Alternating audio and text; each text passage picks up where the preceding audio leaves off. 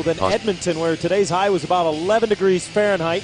We expect it to get down around -4 tonight. It is a festive season indeed, but it's hockey season as well. And the Ducks and Oilers get together for the second time this season. And the good news, Brian Hayward, where the Ducks are concerned, is the one they call Flash is back in the lineup. You know, I had to chuckle, John, during the pregame skate just prior to the start of tonight's game. We were wondering if Tamu was going to be able to come back from that groin injury. He come bursting out of the Zamboni entrance and hit top speed immediately. The groin's got to be feeling awfully good, and this is huge for the Ducks. Remember, with Joffrey Lupul back now in the lineup, now you've got an extra weapon that you can slide down onto your third and fourth line. Scoring have been an issue, so all of a sudden some offensive depth for a team, ironically, that is starved to score goals. Yeah, I was remarking this morning, I thought it would be interesting to see what Randy Carlyle would do with his line combinations when he gets Lupul and Solani in the lineup at the same time. Well, that win is right now here in Edmonton tonight. The referees for tonight's game are Mark Jeanette and Steve Kazari, the linesman Vaughn Rohde and Ryan Galloway, and we're underway just 5 seconds in. Nikolai Habibulin forced to freeze the puck. Habibulin, that puck actually bounced on him just a little bit, was shot all the way from inside Anaheim's blue line, and he did a nice job just to cover it. Interesting matchup tonight, where they can exploit their size and strength advantage. Those two young wingers on either flank of Horkoff, who's dumped by Getzlaf, are Jordan Eberle, who handles the puck right now, and Taylor Hall, who we spoke of at the top of the show. Theo Peckham from the blue line for the Oilers sends it high and wide. Gilbert moves up the right boards to keep it alive. Tom Gilbert circles, tries to stuff it on Hiller, and it squirts right through the crease and away from Horkoff. Eberle in the high slot has his shot deflected out of play. Well, I don't think it went out of play, but we get a whistle nonetheless. Yeah, Getzlaf is looking. Well, I don't think it went out of play, but we get a whistle nonetheless. Yeah, Getzlaf is looking at the referee right now, and he's saying, "Why'd you blow the whistle?" There's the wraparound attempt by Tom Gilbert. You see that Sean Horkoff was on the back door and available.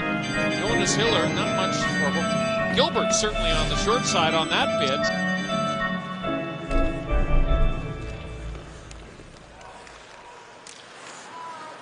Loose puck in the slot in the Anaheim zone, and Tony Lubman works it out of harm's way. Does not connect with Jason Blake, who's pinched off along the boards there by Vandermeer. Ryan Whitney's pass misses Dustin Penner. And back to get it is Lubman for the Ducks. Outlet pass off the stick of Blake will trickle back into the Edmonton zone, and Whitney goes after it. 5th in the league in ice time is Ryan Whitney, playing just under 26 minutes a game for the Oil as he leaves it off for Cogliano. It's been an aggressive posture taken in the early going here by the Oilers defense, John. They have pinched down on the boards a couple of times and have been very aggressive in terms of how they have held their own blue line. And Brian, a look at the new pads that Jonas Hiller is donning tonight, a little more color in them. Makes them hard to miss, and I know you and I have talked over the years that how goalies nowadays work these into the repertoire as far as games are concerned so much faster than they did back in your day. Yeah, they like the stiffness. Back in my day, goaltenders like nice soft pillows, we used to call them, so the puck would hit them. There wouldn't be long rebounds. A different style with players playing on their knees predominantly, and you want that stiffness to protect the 5-hole since pads are a little bit longer. Brandon McMillan works down low in the Edmonton zone, tries to stuff it on Habibulin. Oh, and it came loose. Bolesky nearly got there. Or excuse me, it was Lupul who nearly got to it. Now it's Wisnowski who shot through the screen of McMillan, careens to the far boards. And that's a good point, the screen of Brandon McMillan. That's what Carlisle's been talking about with his players. He feels like they're getting shots, but in fact, too many times the goaltender's getting a real good look at them, and the Ducks have not got to many rebounds whatsoever in the last couple of games. Schmid works it up the boards, but Peros intercepts. Only one of a number of Oilers in this game who have Duck roots. We mentioned Penner and Whitney already. Of course, Ladislav Schmid was a former first-round selection of the Ducks. Lubman steps up at the line to keep a puck alive, and Chipchura gets it down low for Bolesky. We're seeing Bolesky, Chipchura, and Peros now. Nick Bonino was the scratch from the Anaheim lineup with Solani coming in tonight. So some new configurations on the forward lines for Randy Carlyle. Certainly Carlisle looking for a little bit more bite on this fourth line. And with Chipchura and Peros, you know you're going to get it. So a little bit different role for Matt Bolesky. Sutton bumped along the boards, loses the puck, but the Ducks are able to cover up, and it's rifled off the boards and out by Tony Ludman. This will be an icing call as Peckham is back to touch up, and that brings us to tonight's poll question. Which rookie will finish the season with the most goals? Will it be Logan Couture of San Jose, who's off to a great start? Will it be Taylor Hall, who's here tonight, Jeff Skinner in Carolina, or Tyler Seguin in Boston? Log on to foxsportswest.com. Vote now. We'll give you our results later, and here's a hint for you. There's a look at the list of goal-scoring leaders amongst first-year players in the NHL. Very talented young men indeed. And a couple of names there that we have yet to really see: Tyler Ennis, Derek Stepan.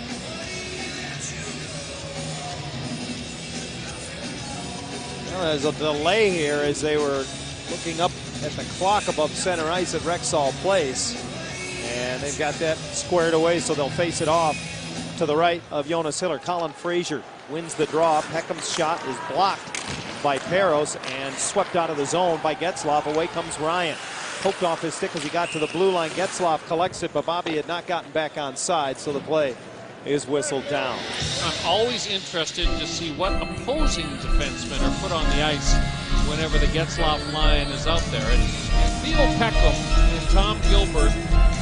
Gilbert is more of a puck mover who really struggled at the beginning of the year, John, but has righted the ship. Theo Peckham is a good story here with the Oilers. Physical kid, and they want a big body on the ice whenever Getzlaf, Perry, and Ryan are out there.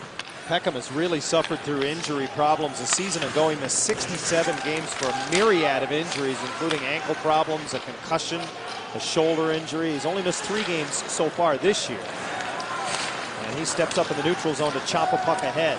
Hall stood up by Paul Mara, and the game's first penalty will go against the Anaheim defenseman, who's going to be whistled here for interference. Taylor Hall is bringing his glove up to his mouth to make sure that he's okay. Here's the indication from the referee.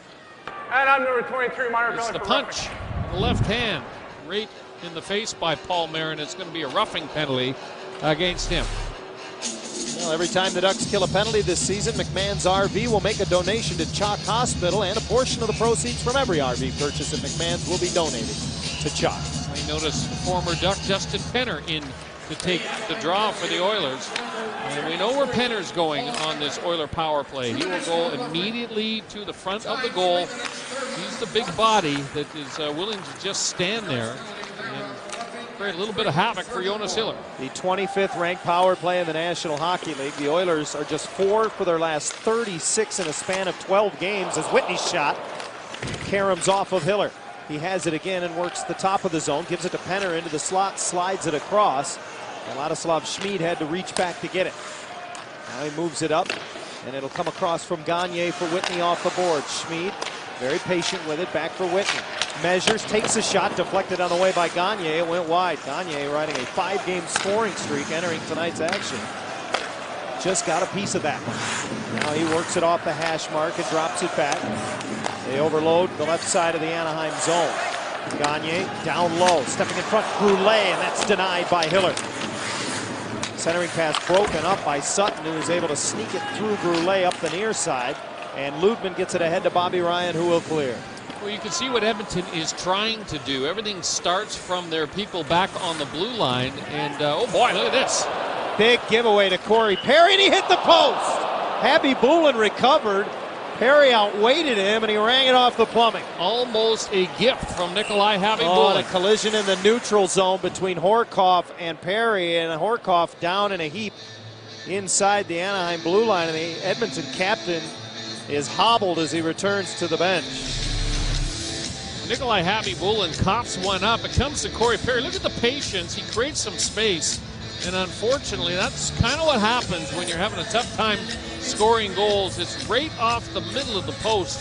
It bounces right back out in front of Happy Bullen. So he gets away with what would have just been a brutal, brutal error by him. Well, Horkoff, who was shaken up at the end of the last play, current time 0 hours 9 minutes. Finished the last game for the Oilers in a bad collision with Andy McDonald, in which the former Duck left with assistance from the training staff because he hit his head on Horkoff's knee, and then Horkoff was given the day off of practice on Monday in what they deemed a maintenance day, but he has had knee problems this season. You wonder if he may have aggravated it right there. Edmonton is really being aggressive in terms of walking that puck off of the goal line and jamming into the feet of Jonas Hiller. So obviously a big part of their game plan, John, is to do exactly that. Try and exploit the fact that Jonas Hiller has those big long pads, takes away at the bottom of the net. Just shoot the puck into his pads intentionally and then fight for rebounds. The Oilers come up empty on the game's first power play, work it back to the front of the net, and a good bit there for Magnus Piarvi, the 19-year-old out of Sweden. Puck in behind the goal, and Wisnowski able to work it up and out. Boy, they have got such great young talent here in Eberle, Hall, and Piarvi is another guy, John, that we have talked about. Wonderful speed to the outside. Piarvi showing that trademark speed, tries to wrap it around. Oh, and caromed off of Penner, and the Ducks living right there as it went to McMillan, who cleared. The same play over and over and over again. Circle the net, just throw it into the crease, either jam it into the goalie's pads or hope that it hits a skate in front of the goal, and Hiller has had to be very, very sharp here in the early going. Puck out of play as the Oilers come up empty on a power play, and we're still scoreless in the Great White North.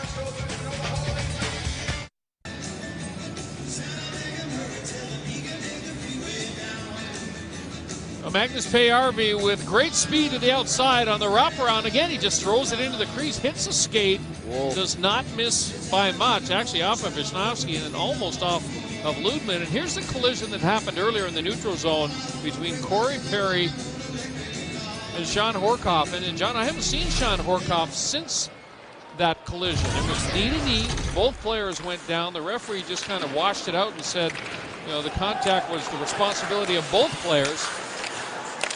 Horkoff, of course, centers the top line for the Oilers, and he is not on the Edmonton bench right now. He has gone to the locker room. We'll try to get a report as it becomes available. Gagne's centering pass, trying to find Ryan Jones, broken up by Solani, and Teemu now away to center ice. Denied as he got to the blue line. Peckham turns it the other way, and here come the Oilers. Gagne unable to get to the front of the net after making one nice move, and now Gilbert racing Blake all the way back in the Edmonton zone. Peckham reverses it, and Gilbert, the University of Wisconsin product, settles it down. Right now, the young speed of the Oilers have been a factor. Piarvi, Eberle, and Hall have all had their moments in this game. That tempo can be slowed down significantly with a big hit. And the Ducks have got some people in the lineup that would be looking to land that big hit. Puck around the wall to the near side, and Getzlaf in his own zone got it to Perry, and it's Corey Perry who brings it into the Edmonton zone, drops it off for Bobby Ryan. Penner is on him quickly. He'll drop it off the boards for Getzlaf, who covers the point. Fowler's one-timer, and he didn't get much on that. Just trickled off the end boards. Ryan knocks it loose from Penner, picked up by Perry. He gets inside on Schmid. It's dragged along the end wall by Ryan. Penner stayed with him, tips it to the corner, but Getzlaf got to it first. These are just one-on-one battles down low, and Perry wins another one from Schmid. Getzlaf and Ryan join the fray. Up the wall, Mero is in no man's land, and he's forced to retreat as Brule forces him back. 11:35 to go, scoreless first period in Edmonton. Getzlaf rolls it into the backhand, scooped up by Habby Boulin, who will hold on. Every time the Ducks win a shootout this season, fans, our friends at Pinnacle Landscape will donate a tree for the new tower being built at Chalk Children's Hospital. We'd like to extend our thanks to our good friends at Pinnacle Landscape for their generous donation. We mentioned that the Ducks have won the last 5 games that they have played here at Rexall Place. Players love to play on this sheet of ice. And you can see as they move the puck around, John, that the passes are just a little bit crisper. Colin Fraser out right now centering the top line with Eberle and Hall in the absence of Horkoff for Edmonton. And Eberle tips it deep into the Anaheim zone. Wisnowski gets a stick on it. Chip Chura picks it up for the Ducks and is able to move it up the far side. Bolesky bats it out of midair. Good play by Matt Bolesky there. No icing as it'll go all the way back. Fraser came over for a 6th-round draft pick from the Chicago Blackhawks in the offseason. Now finds himself on this top line. And Peros comes up with a loose puck that just wouldn't settle between the circles. Battled back by Bolesky. Sutton thought better of going in after it, and it was a good decision because Hall is off to the races. Cuts to the middle into the Anaheim zone and had his stick taken away at the moment of truth. Sutton knocks it loose with help from McMillan, and away come the Ducks to center. Brandon McMillan one-hands it. into the Edmonton zone and works on Gilbert there. Drags it along, trailing the play Marchant. He gets a big hip check there. Gagne knocked McMillan down. Loose puck kept alive by Lupul.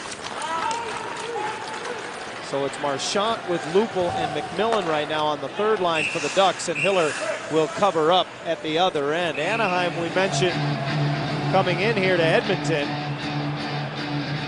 having won their last 5 in this building, has a chance, Brian, to equal a franchise record tonight. Yeah, an opportunity to put 6 in a row together here at Rexall Place. Has not happened all that often over the course of history for the Ducks.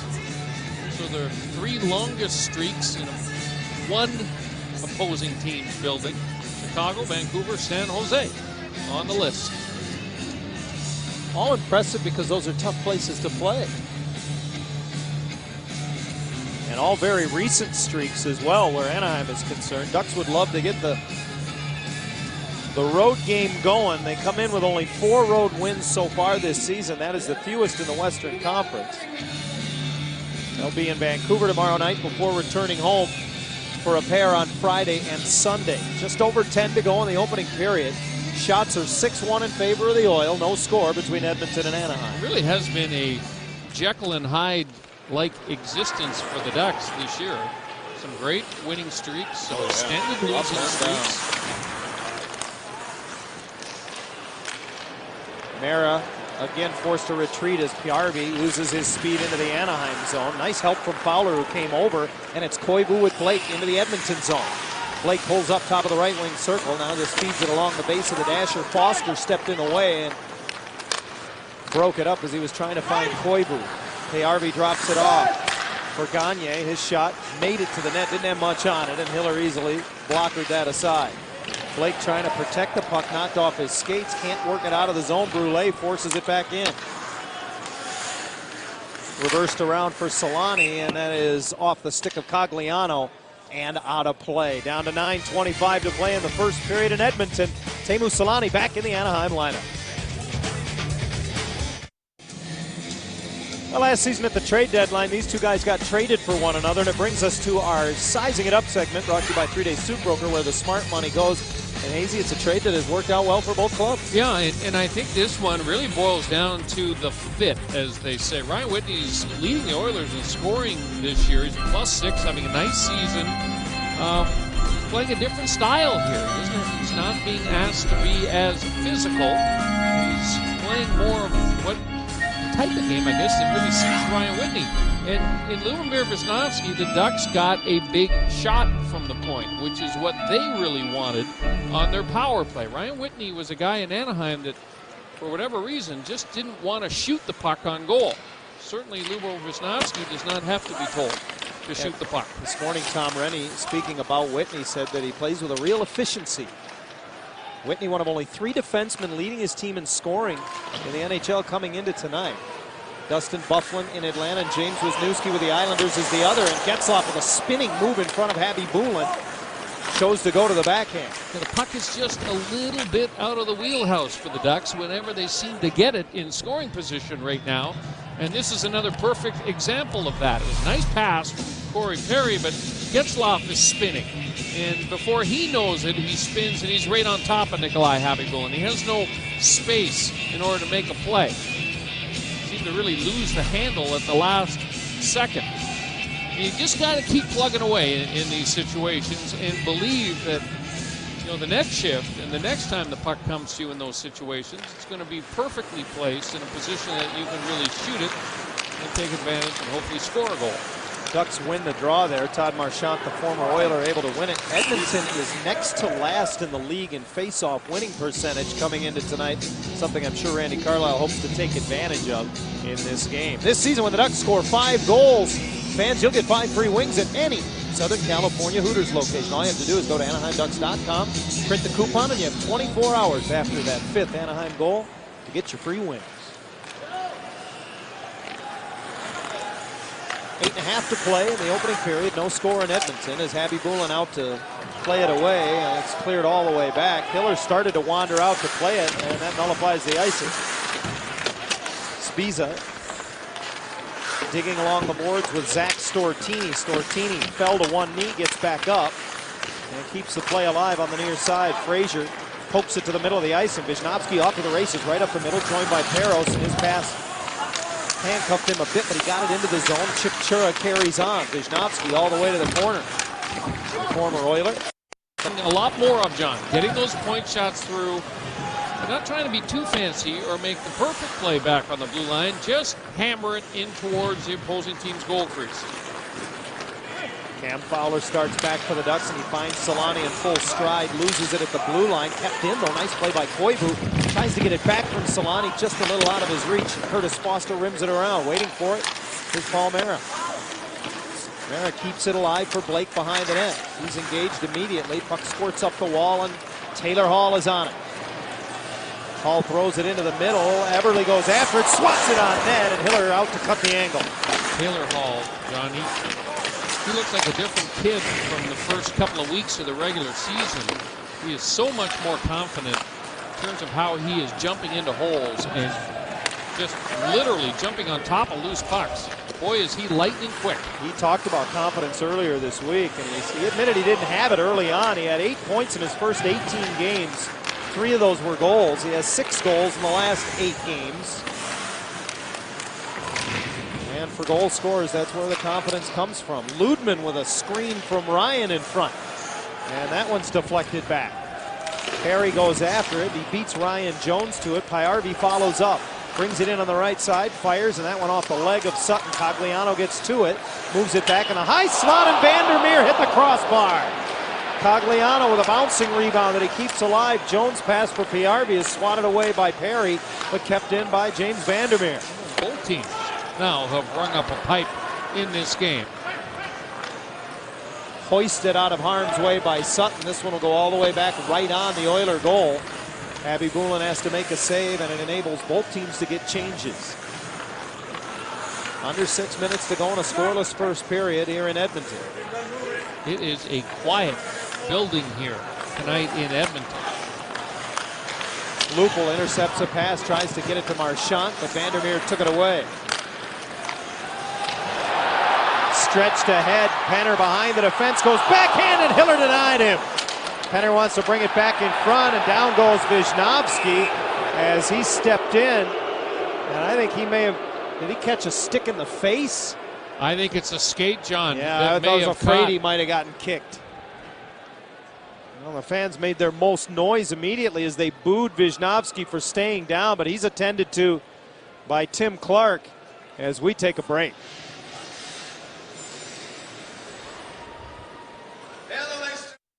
Here's the breakaway, or partial breakaway, for Big Dustin Penner. He gets away from Spiza, big stop by Hiller, and then watch what happens here. As Penner goes down, it's the right skate that hits Wisnowski right in the face. Tim Clark was immediately over the bench.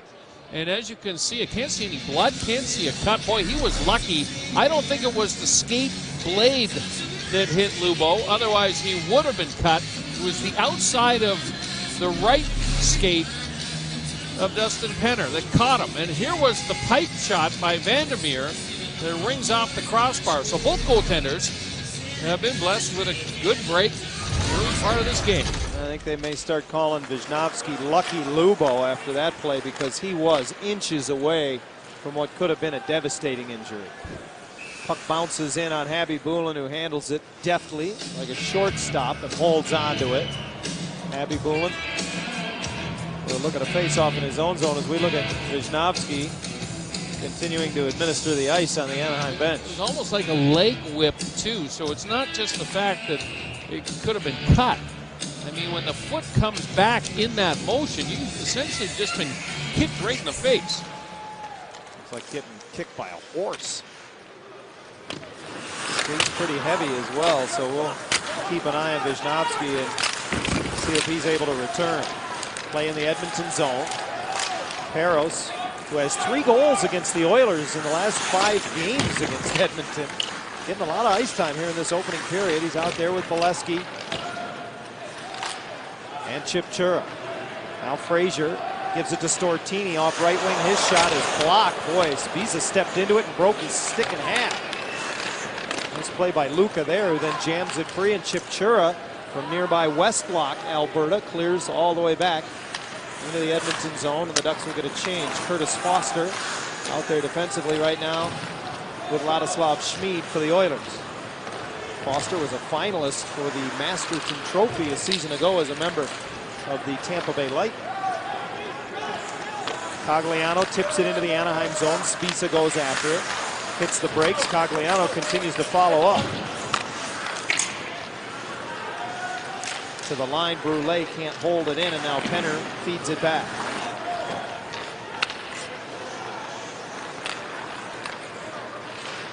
McMillan's pass handled nicely by Edmonton native Joffrey Lupul. I know it's his second game back, Hazy, but this has got to be an emotional game for Lupul again tonight, almost as much as Sunday was when he returned to the lineup, because he's got a lot of friends and family here. You know, I think his focus primarily is just on getting back up to game speed. So it's going to take him a while. You know, there's nothing that can replace. Yeah, you can't expect a whole lot. Right. He's going to be a little bit winded because at the ends of shifts is when he has really noticed it. And then you see Lubo Visnovsky back on the ice. That's a good sign. Good to see him handling the puck. Out with Ludman right now. He curls it off the boards. It bounces away from Getzlaf, but back to Visnovsky, then missed Bobby Ryan at the blue line. Gagne reverses it away from pressure. Piarvi's pass broken up by Visnovsky for a moment and now hoisted out of harm's way by Ryan Jones. Here's Piarvi across the line trying to get it over to Gagne, blocked by Fowler. Piarvi gets it back, walks in and tries to stuff it again, but the right pad of Hillard down along the ice, able to keep it out. You know, the Ducks could take a page out of the Oilers' book here, John. When they get a puck down low, don't be looking for passes out high all the time. Just jam it into the crease area. It's been a very effective tactic for Edmonton here. Solani into the Edmonton zone. Curls at the hash mark, waits for help. It comes in the form of Koivu into the slot. Good pass saved by Harvey Bulin, who flashed the left leg. Yeah, best stop of the game for Harvey Bulin. Hall drops it for Everly. The return pass broken up by Blake. Nice job on the back check by Blake. And now Solani, Koivu and Blake into the Edmonton zone. Pass across intended for Blake, broken up by Taylor Hall. Solani knocks it away again, keeping it in the zone. Schmid, pressured by Blake, works it up the near side wall, and Hall able to move it up. Frazier got it out of harm's way. It comes back into the zone, but the Ducks are offside. A very high pace to this game, and that is usually the case in games here at Rexall Center. Here's a good defensive play by Cam Fowler, who uses his body to protect a passing lane. And then Piarvi jammed it into the crease. And then Saku Koivu with the Ducks' best chance of the game.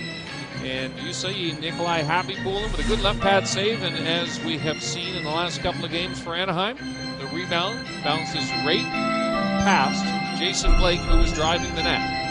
You know, Habibulin missed the half a dozen games with a groin injury. He's only won 6 games in 17 appearances this season, but 2 of them have been shutouts. He's really been on his game since his return, giving up only 1 goal in the 2 previous games. Yeah, I think the Oilers as a group are a much different looking team than they were in the early parts of the regular season. It's taken this collection of youngsters some time to really figure out how they're going to try and win games. Penner whips one wide off the left boards, and the carom comes all the way out and all the way back into the Edmonton zone. And now it's cleared around. They're going to rule this one icing with under 90 seconds to play in the period, as Ludman is back to touch up for Anaheim. Gives Randy Carlyle an opportunity, the offensive zone faceoff here, to get his big line over the boards. See if they can win a draw. Getzlaf has been good in the faceoff circle so far in tonight's game. Faceoff to the right of 15-year veteran Nikolai Habibulin. It trickled towards him. He was going to cover it, but the Ducks keep it alive, and Ryan turns from the near circle, and Habibulin makes the stop there. Perry threw it off the side of the goal as he was just trying to get it in front from a bad angle. Now Ryan got a stick on it, but couldn't get a shot away off the feed from Getzlaf. Now Getzlaf will hold it in the high slot, hooks it over for Bobby Ryan, and his stick sawed in half as he attempted a shot. Gilbert Brule the other way, trying to get into the middle of the ice. Denied by Visnovsky, who stretches it ahead for Perry with under a minute to play in the period. Broken stick of Ryan in the way behind the goal, and Peckham finally plays it away. Stortini has it stripped by Koivu. Saku rims it down low. Perry swats it away from Gilbert. Here's Corey Perry. In front, just missed Koivu. Boy, he had some net to shoot at as well. J.F. Jacques brings it back the other way for the Oil. Banks it into the Anaheim zone. He and Mara pump uglies as they go in after it behind the net. Squirts free to Solani. And he denied by Frazier as he tried to clear it up the boards. Now he picks it free and away to center he comes. Joined by Blake into the Edmonton zone. Solani picks it up, whips a backhander right on him. Blake had a bit at the rebound, but it's smothered by Habibulin. Teemu Solani has been one of the most effective Duck players on the ice in this opening period. And he goes to the backhand, didn't hit the corner that he was looking for, but look at the change of speeds to buy a little bit of time, and the puck comes right back to him. He shovels it into the midsection of Habibulin, and you may have noticed Cam Fowler up on the play, John, also right on top of the opposing team's goal crease. 13 seconds is all that remains in the opening period, and the face-off to the right of Habibulin. Getzlaf comes away with it. Turns away from Gagne. We have not seen Horkoff since that early collision with Corey Perry. So the Oilers face to juggle their line combinations in his absence. Taylor Hall will clear the zone, and the opening period comes to a close at Rexall Place in Edmonton. A 10-8 shot advantage for the Oilers, but no score through 20 minutes of play. A strong period from Jonas Hiller as well as Nikolai Habibulin, who probably had the best saves of that period. The only Russian goaltender ever to win a Stanley Cup heads to the locker room along with the rest of his Oiler teammates. As we take a look at our Honda 3-star leaderboard, again at the end of the regular season, American Honda will donate $100 per point to Special Olympics Southern California on behalf of the Ducks player who finishes the season with the highest point total. Ryan Getzlaf with a slight lead to this point over both Bobby Ryan and Jonas Hiller. Well, both teams had their chances in that opening period. Certainly came close to scoring some goals in the early going of this period. It looked to me like the Ducks had trouble getting their legs going. This was the opportunity for Corey Perry when Nikolai Habibulin just gave it away. And then the Oilers would hit a pipe of their own on the bid by Jimmy Vandermeer from the point. Bottom line here from an Anaheim perspective is Randy Carlyle raised some concerns earlier this week that it was taking his team too long in order to get their feet moving. And it looked to me like it took them a little bit while to get their feet moving in this game. Let's go downstairs now. We are joined by Corey Perry, and Corey, I wanted to talk to you about that. The starts have been difficult for the Ducks. Anything that you can point out as to why it's been kind of slow getting out of the gates? We kind of talked about it this morning, and we really don't have an answer for it. But as the game goes on, we start to move our feet a little bit more, and it's that start of the game, the first 6 minutes, we need to pick it up. And I thought we came out strong at the end of the period. Well, no better guy probably in the Duck lineup than to talk to about goal scoring. So in order to get a few more pucks in behind the opposing goaltenders, is it as simple as getting more traffic going to the front of the net? It is. The D are getting good shots through, and they're either getting blocked on the in deep by the net, or the goalie's seeing it all the way in. And if we have traffic there, we're going to get those garbage goals. And you look around, we're not a team that makes pretty passing plays all the time. We're a garbage goal kind of team, and that's how we have to play. That's how we're effective. I got to talk to you about the addition of Joffrey Lupul into the lineup, especially with Teemu Solani coming back. What does it mean to have a little bit more offensive pop in the lineup in terms of what your line might see the rest of the game? Well, it's huge. When we can get 3 scoring lines to go in, and there's not really one line to key on our team. There's a couple of lines that can score and do a bunch of things during the game. So, with Loop's back, and it's a great addition, and Tamo back tonight, it's huge for us. Just adds a little bit more depth to our scoring and our power play. I appreciate it, Perry, and good luck the rest of the way. All right, thanks, man. Corey Perry coming into tonight's action, riding a 7-game scoring streak on the road. He has 12 points in that span, and it is the longest current road scoring streak in the NHL. He shares that honor with a guy by the name of Sidney Crosby. Good company to be keeping. The Ducks keeping the Oilers company through one period of play in Edmonton. One of the things that's interesting about tonight's game, Taylor Hall, of course, was a teammate of Cam Fowler with the Windsor Spitfires, dominant offensive star in the Canadian Junior League. And we know how dominant that team was, John. In fact, they captured the Memorial Cup as the best junior team in the country of Canada. Taylor Hall, #1 pick overall in last spring's entry draft. And I'll tell you what, he's off to a pretty darn good start and seems to be surging at this point in the season. 9 goals, second amongst NHL rookies. Remember, he's got 4 of them in his last 4 games. And in his last 9, he's got 8 points, and maybe more impressive to his head coach, Tom Rennie, a +6 over that span. It's easy to play defense when you've got the puck all the time, and Taylor Hall had the puck an awful lot in that opening period tonight. He leads the Oilers in goals, shots on goal, and game-winning goals very early in his NHL experience. And Brian, we're getting word from downstairs now that Sean Horcoff will not return to this game. It's like a right knee injury. I misspoke earlier. I said he had missed games with a knee problem. He missed 3 games with a thigh contusion. Not far from the knee, but he'll miss the rest of this one after colliding early on with Corey Perry. And that's a big loss. I mean, he's the #1 center. You take him out of the lineup, and Tom Rennie's going to be forced to really adjust his lineup. So expanded roles for Sam Gagner, Andrew Cogliano, and perhaps we'll see a lot more of Colin Fraser the rest of the way as well. Yeah, we did see quite a bit of Fraser in picking up the slack in that opening period of play. Getzlaf steps in to take the draw against Gilbert Brulé, an Edmonton native, one of 4 Alberta natives on this current Edmonton roster. Brulé had a career year last year, 17 goals and 37 points, but off to a bit of a slow start this year, and Getzlaf wins the draw from him to start the second period of play. Paul Mara steams to center, gets the red line, and throws it into the Edmonton zone. Habibulin waits for it there and moves it along. Perry trying to seal it off. Peckham sends it to the line. Fowler wanted to walk the line, but he fumbled it for a moment. So did Ryan. All they can do is just keep the puck in the zone with help from Perry. Getzlaf cycles it along. Perry drops it off, and he missed Bobby Ryan with it. Dustin Penner starts back. 5 points in the last 6 games for Penner, the former Duck. He rolls it in on the Anaheim goal, and the Oil get a change. Fowler makes a little move, loses the puck for a moment from his former teammate Hall. Eberle follows up, and now Bobby Ryan has possession. That was good support by Ryan Getzlaf, who was right there by Cam Fowler and helped him take the puck back from Taylor Hall. Gagner took it away from Ryan, brings it in, and trying to work his way to the front of the net was Taylor Hall. Poked off his stick by Paul Mara. Followed up, though. The Oilers still possess. Jammed to the point and out as Vandermeer forced to retreat with it. Gagner moves it ahead. Here's Eberle into the Anaheim zone on left wing. His right-hand shot is deflected out of play.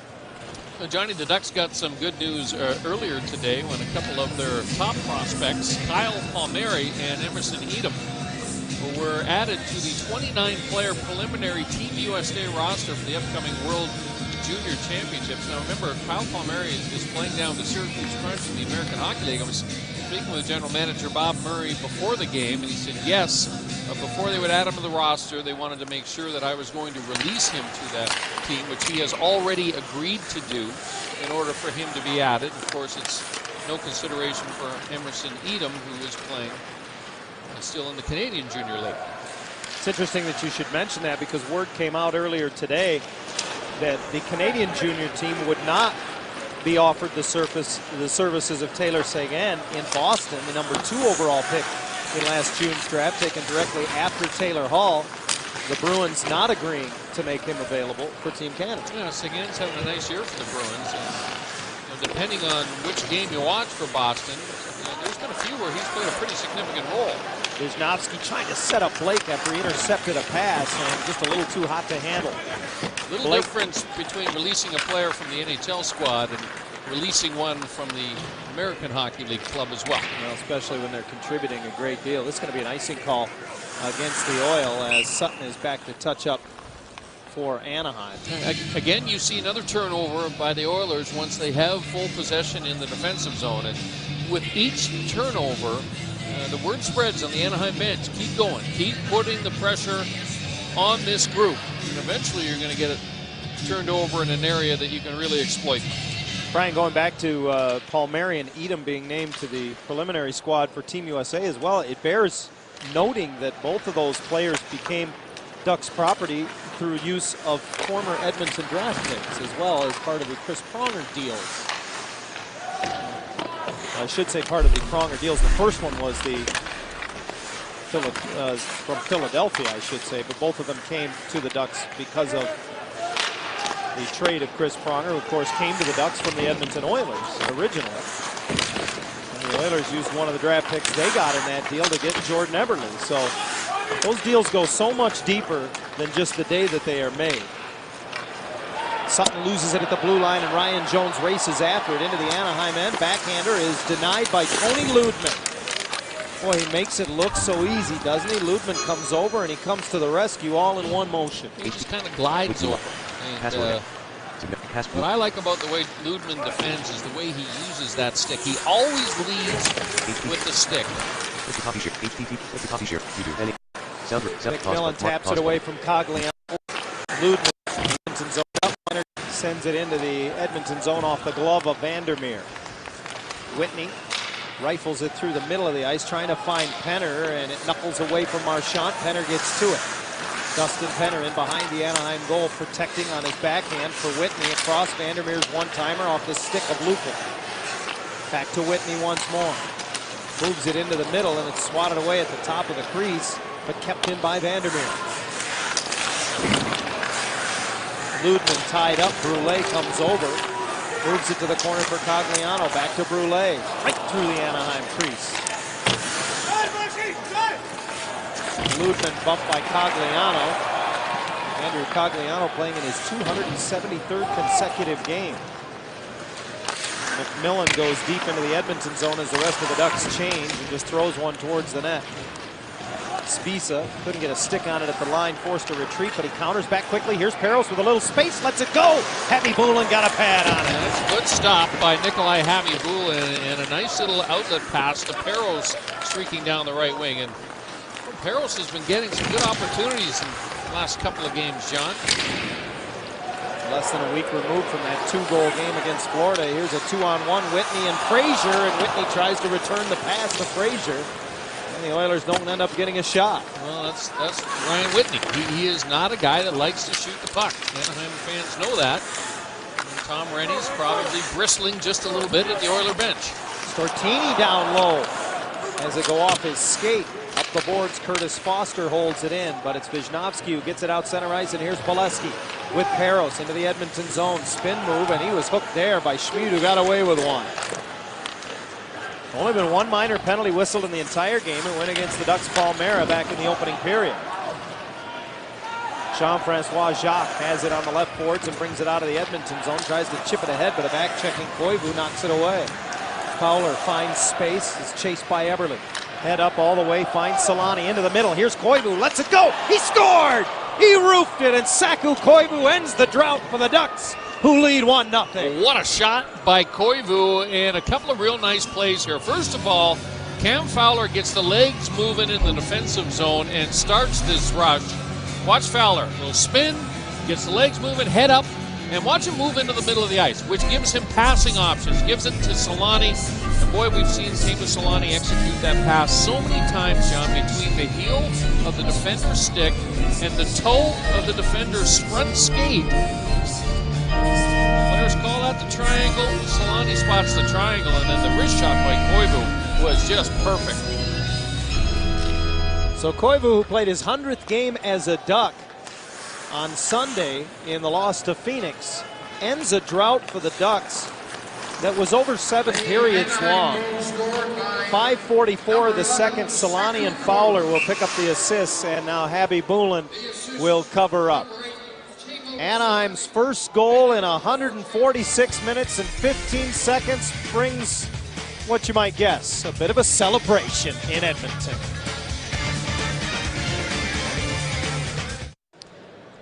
One more look at that pass from Teemu Solani through the triangle between the heel of the defender's stick and his skates right onto the tape of Koivu, who is skating at full stride, and he tucks it into the wheelhouse. That may have caught a little bit of the stick of Theo Peckham, John, but the shot, perfect. Up into the top corner and no chance for Habibulin. 10th of the season for Saku Koivu. And Solani back in the Anaheim lineup for the first time in 3 games. Draws the primary assist. Fowler gets the other at 5:44. For Cam Fowler, his 11th assist of the season. He's 3rd amongst rookies in the NHL. Now Lupul sends it into the Edmonton zone. Habibulin went out to play it. It ends up in the near corner and back to the line. Marchand feeding Sutton. Boy, it trickled through the slot, and look at Marchand not giving up on that, and he's going to draw a penalty on Peckham. No. I think they're going to call Marchand here. Yeah. Oh, boy. Marchand away from the puck, trying to get a little pressure on the big Oiler defender. And there's the stick, come right into the midsection right there. And so what the referee sees is the stick blade of Marchand. Peckham clamps down with the left arm to make sure that the referee was aware of it. So Oilers are going to get their second power play of the game right here. The Ducks' penalty killing has been better on the road than at home. They are nearly 85% away from Honda Center killing penalties. Their overall number is just over 82% on the season. They're 1 for 1 tonight and 4 for 4 in 2 games against Edmonton's power play. As Brian mentioned, second man advantage of the game for the Oil. Whitney moves into the middle. Gagne curls it down low. Payarvi takes a look, and he's now forced to the corner by Ludman. Ludman backs off. Magnus Payarvi snaps it back for Whitney.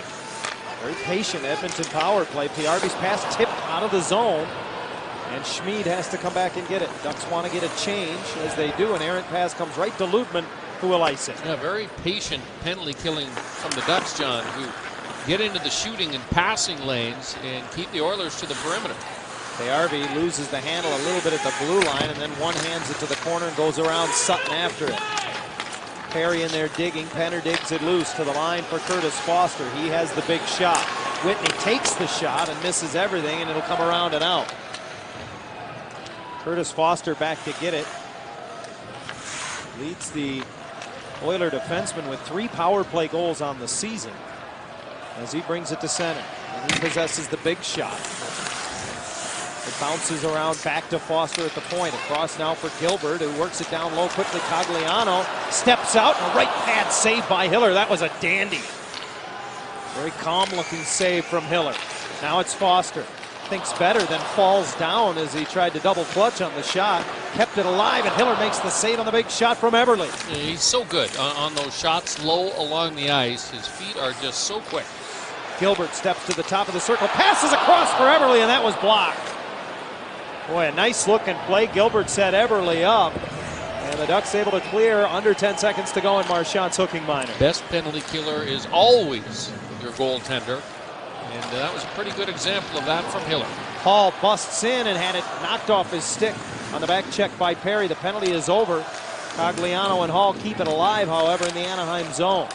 Oilers now 0 for 2 on the power play tonight. Hall throws it towards the middle of the ice, and it caroms off of Stortini. Corey Perry lifts it into the Edmonton zone, and then with that long stick able to poke it away from Vandermeer, and that'll enable the Ducks to finish a change. Frazier drops it off. Whitney moves it ahead, and here's Colin Frazier into the Anaheim zone. Pulls it in. Right pad save by Hiller. Kick to the corner, and Getzlaf moves it ahead just out of the reach of Perry. Vandermeer and Peckham, the defense pairing right now for Tom Rennie's Oilers, and it's sent ahead. Jones, the former Nashville Predator, tips it in. Jacques took a bit of a run at Fowler, who sidestepped him and allows Wisnowski to play the puck. You know, Fowler, that was a veteran move by the youngster, and he essentially allowed Jacques to go first, which is an old play that a great defenseman named Raymond Bourque used to do all the time. Getzlaf out with Blake right now. And Solani's shot partially blocked, otherwise it would be 2-0. Yeah, what a pass by Getzlaf. Getzlaf has an open man again. It's Spiza, pulls it in, wrist shot, caroms across the zone. Solani gets to it. Anaheim getting to loose pucks right now. Teemu had it knocked off his stick. It comes loose at center ice, and Wisnowski hustles back after it. Lubomir stretches it. Getzlaf lifts it in, and it'll bounce to the corner. Jason Blake will get there first. Blake tries to hit the brakes behind the net, but he lost the puck as Payarvi hit him, and it's pitchforked out of the zone by Gagne. Ludman looks up. Well, it's a difficult change period, and the Oilers are trying to get a change here, and now pass ahead, up right wing. Oleski into the middle. Chipchura poked off his stick by Foster as he was just gunning right down the slot. Pace picking up here. Boy, this is just end to end. Offside are the Oilers at the Anaheim stripe, and we're over halfway through the hockey game at Rexall Place. Jonas Hiller holding the fort. Well, good chances at both ends of the ice on that last shift. Watch the play by Cogliano, brings it back to the middle and forces Jonas Hiller to flash the right foot to deny him on the doorstep, and then a good defensive play by Lucas Spiza. stepped in front of that Jordan Eberle bid. Getzlaf looking for Solani. Puck rolling just a little bit. Table kind of fans on that one. Heals it, no problem for the goaltender, Habib Bullock. Well, Solani picked up an assist on the Anaheim goal. Continues his point-per-game pace this season for this hockey club. He's done it a lot on assists. He has only 1 goal in his last 10 games, including tonight. But 17 helpers now for Teemu Solani on the season. McMillan and Jones jostling for position on the backside of linesman Vaughn Rohde, who drops the puck from outside the Anaheim stripe. McMillan will tip the long stretch pass from Wisniewski into the zone, and Marchand bumping Vandermeer to the corner. Squirt spree, Lupul supporting, got a stick on it, and PRV able to swat it out. Sabisa back to get it for Anaheim. Stretched ahead, but picked off by Frazier, and he'll send it back deep into the Anaheim zone. The Oil will go for a change. Spiza uses the boards to work it around to the near side, and Lupul brings it into the middle. Spiza saucers it out of midair. Marchand couldn't get to it. Fed to the boards by Habib Bullock. Marchand does keep it alive with Lupul. Joffrey Lupul cycles along the boards with Bobby Ryan, and he's hit from behind, and a power play coming up for the Ducks here as Vandermeer, I believe, will be called for a cross-check or boarding. Take your pick. Either way, it's going to equal an Anaheim power play. Well, first power play of the game for the Ducks, and watch what happens here is Bobby Ryan, as he kind of shifts his hips, all of a sudden he is face first facing the glass. And, you know, in that situation, it's going to be a boarding call against Jimmy Vandermeer. There's not much the defenseman can do. When a player at the last second squares up to the boards like that, and you're already, I mean, you're on skates, you're not on running shoes. You can't stop on a dime. And unfortunately for Vandermeer, he didn't really have anywhere to go. He actually held up on the hit so as not to injure Bobby Ryan, but he's still going to get the penalty. So big chance for the Anaheim power play unit. Their first chance with the extra man tonight as the Oil win the draw and clear all the way down. Ducks were 1 for 5 in the previous meeting against Edmonton on the power play. Wisniewski carries the mail through center. Solani had it dislodged from his stick right at the blue line by Theo Peckham. Wisniewski once more carries through center. This time he'll just chip it to the corner. Getzlaf races after it. Gilbert trying to fend him off. Solani supports and digs it free for Perry. Corey Perry walks it into the middle, hands it back to Fowler at the line, quickly across for Wisniewski. Puck won't settle for the Ducks, and Frazier just swats it away. Well, the Oilers are battling hard here, and boy, are they ever aggressive on the penalty kill, John. That looks much different than it did in the early stages of the regular season for Edmonton. Well, this is the dead last penalty kill in the National Hockey League, and Penner breaks up a pass, and Fowler keeps him from sending Cogliano in on a shorthanded breakaway. Whitney can't connect with Cogliano as well. The Oilers have killed 10 of their last 12 shorthanded situations off, and that brought Tom Rennie to say that lately our PK has been a little better, but you got to consider this is a unit that is still under 70% on the season, so they got a long way to go. Koivu puts it right into the crease. Ryan digging for it, so is Blake. It's right at the top of the blue paint, and it's shoveled away by Ryan Jones. Ducks bring it right back in. Blake sees the hit coming from Jones, feeds it behind the net. Whitney is there, and he will clear. Now under 20 seconds in the penalty to Vandermeer. Well, the Ducks get traffic. They get a puck into the goal crease. They just can't find a way to battle it across. Unfortunate. Perry, a couple of moves, gets around Peckham from a bad angle, misses on the short side. Around it comes to Solani. Penalty to Vandermeer is over. He's out of the box. The Oilers full strength. Perry trying to keep it alive on the near boards, and Eberle chips it past Spiza. Vandermeer jumps out of the box, slides it across, and it ricochets off of Frazier's tape. That's a break for the Ducks. Vandermeer overskates that puck. Eberle digs it out, tries to wrap it around on the near side, but it is frozen on the near post by Hiller. Well, he's quick. Eberle is quick. Jonas Hiller just a little bit quicker as he gets across with the left leg. Let's go back to that scrum in front of the Oiler crease. The original shot's off the foot of Schmid. You can see Jason Blake is there. Ryan Whitney actually does a nice job of pushing the Ducks away. Here's Ryan Getzlaf on the forecheck, and sometimes you don't have to use your body to be an effective forechecker. So Getzlaf took the stick away of Tom Gilbert, allowed his teammate then to come in and recover the puck. Abby Boulin will be forced to cover it as McMillan goes hard to the net after it, and then Schmid takes him to the end glass. And now it remains to be seen if this will escalate. Puck was kind of rolling. As it squirted to Nikolai Habibulin, it spins off his stick. See it spinning? It spins back towards the middle. So he has to cover it up, and Ladislav Schmid, who on the previous shift was decimated by Brandon McMillan in the corner, decided that he might get a little poke in. I don't know, the referee right now is talking to Brandon McMillan and to Matt Bolesky. I'm not so sure why he's focusing on Bolesky and McMillan. Well, no calls come from it, and the face-off to the right of Habibulin.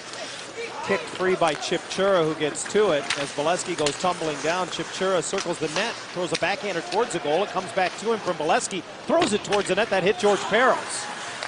Peros keeps it alive down low for Bolesky. Picked up by Jacques along the near boards. He gets away from him for a moment, then curls it to the corner. Chipchura with it there. Looking for a little help. Cycles it back now for Peros in the corner. Jean-Francois Jacques stays with him. He moves it into the middle. Chipchura skates it to the corner, now turns back. On the backhand, wanted to turn and fire a forehand, but he lost an edge and the puck all at once, and Frazier the other way will feather it deep into the Anaheim zone. Sutton to the corner, chipping it ahead to Bolesky, who moves it into the middle off the shin guard of Peros, who brings it as far as center ice. Vandermeer lost it, and Stortini took a run at Chipchura and just flat missed him, nearly putting himself in the Anaheim bench. He certainly did. And I'm not so sure that Chipchura got out of the way. I think Stortino... It was a swing and a miss. He just flat out missed him. Good job on the back check by Wisnowski, and he moves the puck around the boards out center ice. Vandermeer retreats with PRV back in his own zone. Under 5 to play, second period in Edmonton. The Ducks on top 1-0. Here's Magnus PRV full flight. Poked off his stick by Spiza, who takes him in below the goal line. Penner supports, finds a man at the left point. It's Whitney. Looks, rifles it across, ricocheted off a PRV stick. Spiza still with him. Wisnowski loosens it up for Getzlaf, who reverses it. The Oiler changing, so plenty of time, and Spiza able to work it out center ice. It's a nice play by Lucas Spiza. Perry finds Getzlaf on right wing, takes it to the corner, looks up, hits the brakes, get away from Whitney. Perry behind the net, sneaks away from Penner. Back behind the goal now for Getzlaf. Whitney stays with him. Jammed loose, Whitney able to free it up for Taylor Hall, and away comes Gagne with him. 2-on-2 into the Anaheim zone. Taylor Hall off the wing, and that's swallowed up by Jonas Hiller. Down to 3:42 to go, second period in Edmonton. The Ducks have the only goal, and Zach Stortini still looking for a hit. I've always thought that Corey Perry's one of the more consistent Ducks on the road because he does stick his nose in there and he does get into those greasy areas in order to score goals. And you can see he's got a nice road point streak going here, currently sitting at 7 games. Longest road point streak this season in the NHL belongs to Derek Brassard of the Columbus Blue Jackets. So see if Corey can get on the board and keep that streak rolling. Bouncing puck comes to the front of the Anaheim goal, and Fowler able to feed it away. Perry, who is still looking to extend that streak tonight, plays it out of the zone. He and Sidney Crosby each riding 7-game road streaks right now as far as active streaks are concerned. As I said earlier, Hazy, that's nice company to be keeping, the way Sidney Crosby's playing this season. That was the comment that Taylor Hall made when he was informed he was the third star of the week. He found out that the number 1 and 2 stars were Sidney Crosby and Brian Miller, the goaltender for the Buffalo Sabres, and he just kind of smiled and said, that's pretty good company I'm keeping, is it not? He's absolutely right about that. Here's Perry spinning into the zone. He draws a penalty as he hands it off, and Fowler's pass across comes to Ryan. He's able to step out of the way of a hit from Taylor Hall, but Anaheim is going to go on their second power play here with just 2:50 to play in the period. Fans, a reminder, you can send us your questions about the Ducks via Twitter at Fox Sports West, and we'll answer them after every game. It's part of Ducks Live Overtime. Here's a look at the penalty. Corey Perry spins, nice little move. Ryan Whitney gets his stick inadvertently into his feet, and that's going to cost him a couple of minutes. So good opportunity here for the Ducks. Offensive zone face-off. Second power play unit to begin. A few boo-birds as they show the replay, and Mara's shot is gloved off by Habby Boulin, the two former teammates in Tampa. Habby Boulin and Mara on either end of that shot. Mara getting some power play time out there for the Ducks with Spiza as the second power play unit begins in the Edmonton zone. Blake checking his stick to see if perhaps it was broken as he got in there on Vandermeer's clearing attempt, but he keeps using it. Now Bobby Ryan loses his stick, tries to keep the puck alive along the boards as now he kicks at it. And Koivu does dig it free. It'll roll all the way back, and Hiller wanders out to play it.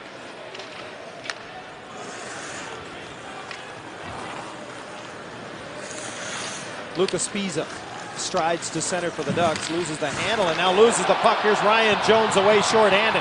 Solani trying to catch him on the back check, forces him to the backhand.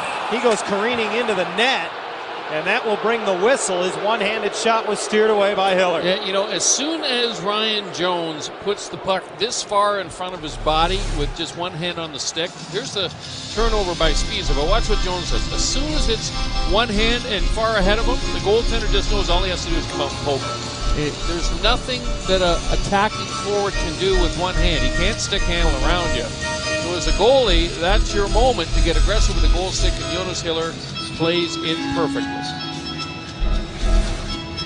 Fans wanted a call that they don't get. Still a minute 18 remaining in the tripping call to Ryan Whitney. Huge opportunity for the Ducks to double their lead here in the latter stages of the second period. Getzlaf dumps it to the left corner, lively bounce, and Perry and Gilbert both go to the corner boards. Perry, in the seat of his pants, keeps it alive. Getzlaf to the line for Fowler. Back to Getzlaf, coming off the left wing half wall. Slides it across, Wisnowski from the right point to Getzlaf, middle of the ice. Now sneaking down off the boards, Wisnowski. His shot tipped by Perry, kicked aside by Habby Boulin. Fowler recovers the puck, gets it back from Getzlaf. Sets up Solani, it went through him. To the corner, Teemu tries to cycle it back to Fowler. And Cam works it out high to Wisnowski. Getzlaf between the legs to Solani, and that's deflected right to Fowler. Snaps it back to Getzlaf, looks, then takes a wrist shot to trickle just wide. Great puck movement. Penalty killer's getting a little tired here, John. Solani into the middle for Fowler, and a right pad save by Habby Boulin. Boy, they set that up just perfectly with Cam Fowler sliding into the open ice, and that was a terrific save by Habby Boulin. Under a minute to play in the period, and now under 10 seconds to go in the Anaheim power play. McMillan throws it across the zone. It'll be collected by Marchand. Back to Spiza, who takes a look, has his shot blocked by Penner. It'll come out center ice. The penalty is over. Out of the box, Whitney, and the Oilers full strength. Both teams 0 for 2 on the power play tonight. Stretch pass up the boards. Taylor Hall didn't see it coming. He gets a break, though, as it hits the linesman, and he's able to lead it in for Penner. Spiza rims it around away from him. Up the boards, Cogliano got a skate on it. Whitney keeps it in for Penner below the goal line. Mara trying to keep him at bay. Taylor Hall steps out in front, and that shot off an Anaheim stick. Cleared back out center ice. Ooh, and Lupul nearly got to it. Taylor Hall has to be careful to protect it as he feathers it back into the Anaheim zone. Spiza turns away from the hard-charging Cogliano and clears. Now under 5 seconds to go in the period. Cogliano turns right back in with it, hands it off to Whitney, lets it go. Glove save by Hiller, a little right-handed robbery to bring an end to the second period. Well, that's a key save. And Ryan Whitney picked the right time to join the rush, and he was a trailer on the play, got a great little pass. And watch what he does. Puts it into his wheelhouse, knows there's not much time left. Jonas Hiller says, thank you very much. You're not going to beat me with a shot that's only 2 feet off the ice on the glove hand side. Ducks got the lead. They played a much more aggressive, much more efficient second period, and they got a lot more pressure on Nikolai Habby Boulin as a result. They've gotten a lot out of their goaltender, Jonas Hiller, as well. Shots are even at 17 apiece, but the scoreboard shows Anaheim on top after 2 periods of play. Saku Koivu with the game's only goal, and Anaheim through 40 minutes leads the Edmonton Oilers 1-0. Stay with us. Another award-winning edition of Postcards from the Road coming up.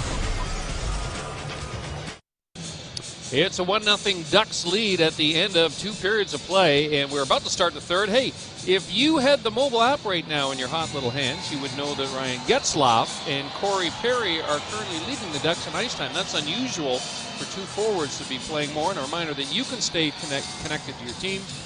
The Ducks mobile app available right now on the iPhone, Android, and BlackBerry platforms. You can purchase tickets for upcoming Ducks games and receive special discounts. And you can download the mobile app for free. That's right, free, by searching Anaheim Ducks in iTunes or directly on your phone in the iPhone App Store, the Android market, or the BlackBerry app world. Trust me, it's pretty darn cool. I remember when apps were jalapeno poppers or deep fried cheese. Now there's something for your phone. Time for our Volvo game analysis. There's more to life than a Volvo. That's why you drive one. Volvo for life. Very simply put, Saku Koivu ends a long goal-scoring drought for the Ducks, and they ride the goaltending of Jonas Hiller. Yeah, and they're going to have to ride it in the third period. You expect that the Oilers are going to come out. This team is playing well. This has been a well-played hockey game thus far. Both teams have had more chances than you would expect in a 1-0 game. Both goaltenders have been that good. So it's going to be very interesting to see how the first 5 to 10 minutes of this one unfold. I mentioned that Getzlaf and Perry have played more than any other player wearing a Duck uniform in tonight's game. And once again, Randy Carlyle looks like he's going to ride the big line an awful lot in the third period tonight. In case you missed it, the goal at 5:44 of the second, Saku Koivu from Teemu Selanne, who draws back into the Anaheim lineup for the first time in 3 games and just the third time in the last 8 games. And Cam Fowler stands as the difference in the hockey game as we're set to begin the third. Andrew Cogliano set to take the draw against Ryan Getzlaf, and we're underway. And guess who leads the Ducks in shots on goal in this game? Teemu Selanne. He has 3, as does Saku Koivu. So Selanne returns, and you get a little bit of pop from the second line. Well, Perry was on the receiving end of a pretty good hit along the boards in front of the Anaheim bench from Jean-Francois Jacques.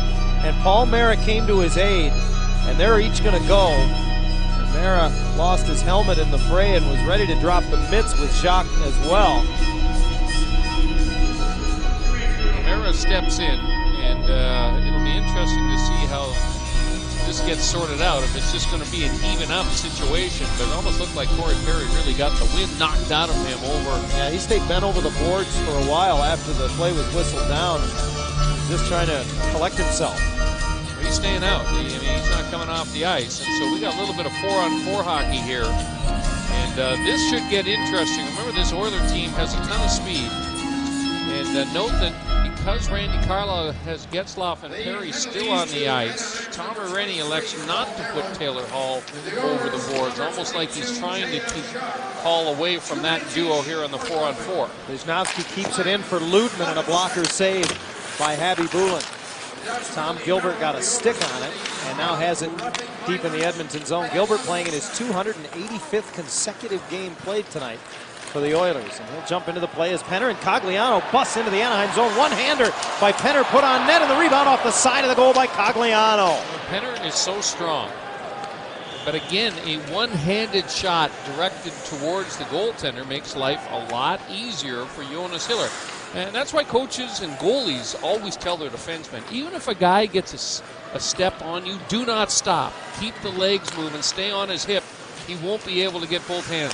Koivu in on Habby Bulin again, and the loose rebound just missing with Selanne coming in, trying to find some loose change. Well, nice play by Koivu, who stays after it in the corner, forcing Foster to swing it around to the near side. Oh, stepping up into Gagne was Spiza, but the puck carried on by Hall, and he fed it across just out of the reach of Foster. Well, this is what this game needed for sure. 4-on-4. Look at him go up and down. Now it's Fowler, coast to coast, and a glove save by Habby Bulin. Oh, wow. All of a sudden, this game opens up wide, and the goaltenders step to the forefront. Here's Dustin Penner, one hand on the stick. He just kind of lobs it towards Hiller. Hiller does a good job, however, to protect that short side on the rebound. And then watch Koivu. Boy, Habby Bulin took a peek, didn't he? He thought that puck had slipped underneath him. Lucas Spiza, good open ice hit at the blue line. And then Fowler with a rush up the ice, denied by the left hand of Habby Bulin. Still 4-on-4 for another 32 seconds as the Oilers send it into the Anaheim zone. McMillan drops it off, and then Sutton gives it back to him. He tries to chip it in, but denied by Whitney at the blue line. Ryan Jones. 3 points in the last 2 games for Jones, who chips it into the Anaheim zone, including a couple of goals. And again, Sutton sends McMillan the other way. McMillan chips it off the boards around Whitney, goes and gets it. Whitney ties him up with his stick. McMillan trying to bring it to the front of the net, but Ryan Whitney wins the puck. McMillan doesn't give up on it. The penalties are over to Jacques and Mara, both teams full strength, and Mara got tangled up a little bit with the backside referee as he came out of the penalty box, and he is still looking back at Paul Mara, is Steve Pizzari on the Anaheim bench. Play goes on, and Sutton blocks a shot. That was an interesting little tete-to-tete between those two, all while the game was still happening. Perry can't draw it around Theo Peckham. Peckham has been impressive in this game, Brian. He's been out there a lot against this big line. Might be the most improved Edmonton Oiler this season, John. Bobby Ryan trying to get it in front for Perry. He draws a lot of attention where he goes. That's right to the front of the goal crease. Boys, Getzlaf is just hustling, John, and he is winning an awful lot of battles for loose pucks. He'll touch one into the Edmonton zone, and Perry gets a bump on Foster as he works it up the wall for Taylor Hall. Hall races after an errant pass back in the Anaheim zone, and Spiza will get to it first. Icing is the call. Honda T-shirt night is set for this Sunday, December 12th, when the Ducks host Minnesota. All fans in attendance will receive a free Ducks T-shirt courtesy of Honda. Puck drop is at 5 o'clock. Tickets start as low as $20. Go to AnaheimDucks.com/tickets and get yours today.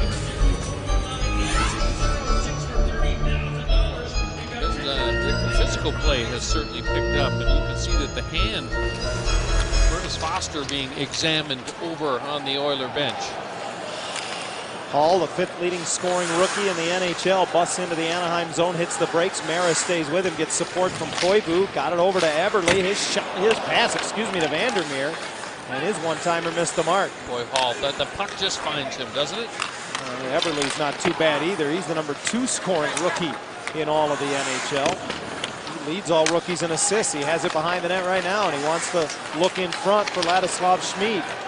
Eberle gives it to Hall instead. Back for Eberle. That's off the skate of Mara, and Solani will do the prudent thing. Just put it up the glass and out. Yep, quick shifts. The Ducks defending here for the last couple of shifts as Edmonton has been able to hang on to the puck. Frazier skates by, and Vandermeer snaps it ahead for Payarvi. Payarvi's pass tipped in by Ryan Jones. Frazier goes after, bumping there with Wisnowski. Behind the net, Payarvi sealed off by Tony Ludman, who gives him a how do you do. Welcome to the National Hockey League. Jones hit the referee as his shot missed the mark. Well, the Zebras are just in the way in this third period. You know what? The intensity has really picked up here, and this is a quick game. This has been being played at a very, very high pace. When the pucks turn over, boy, both clubs aren't wasting much time to counterattack. It's fun to watch.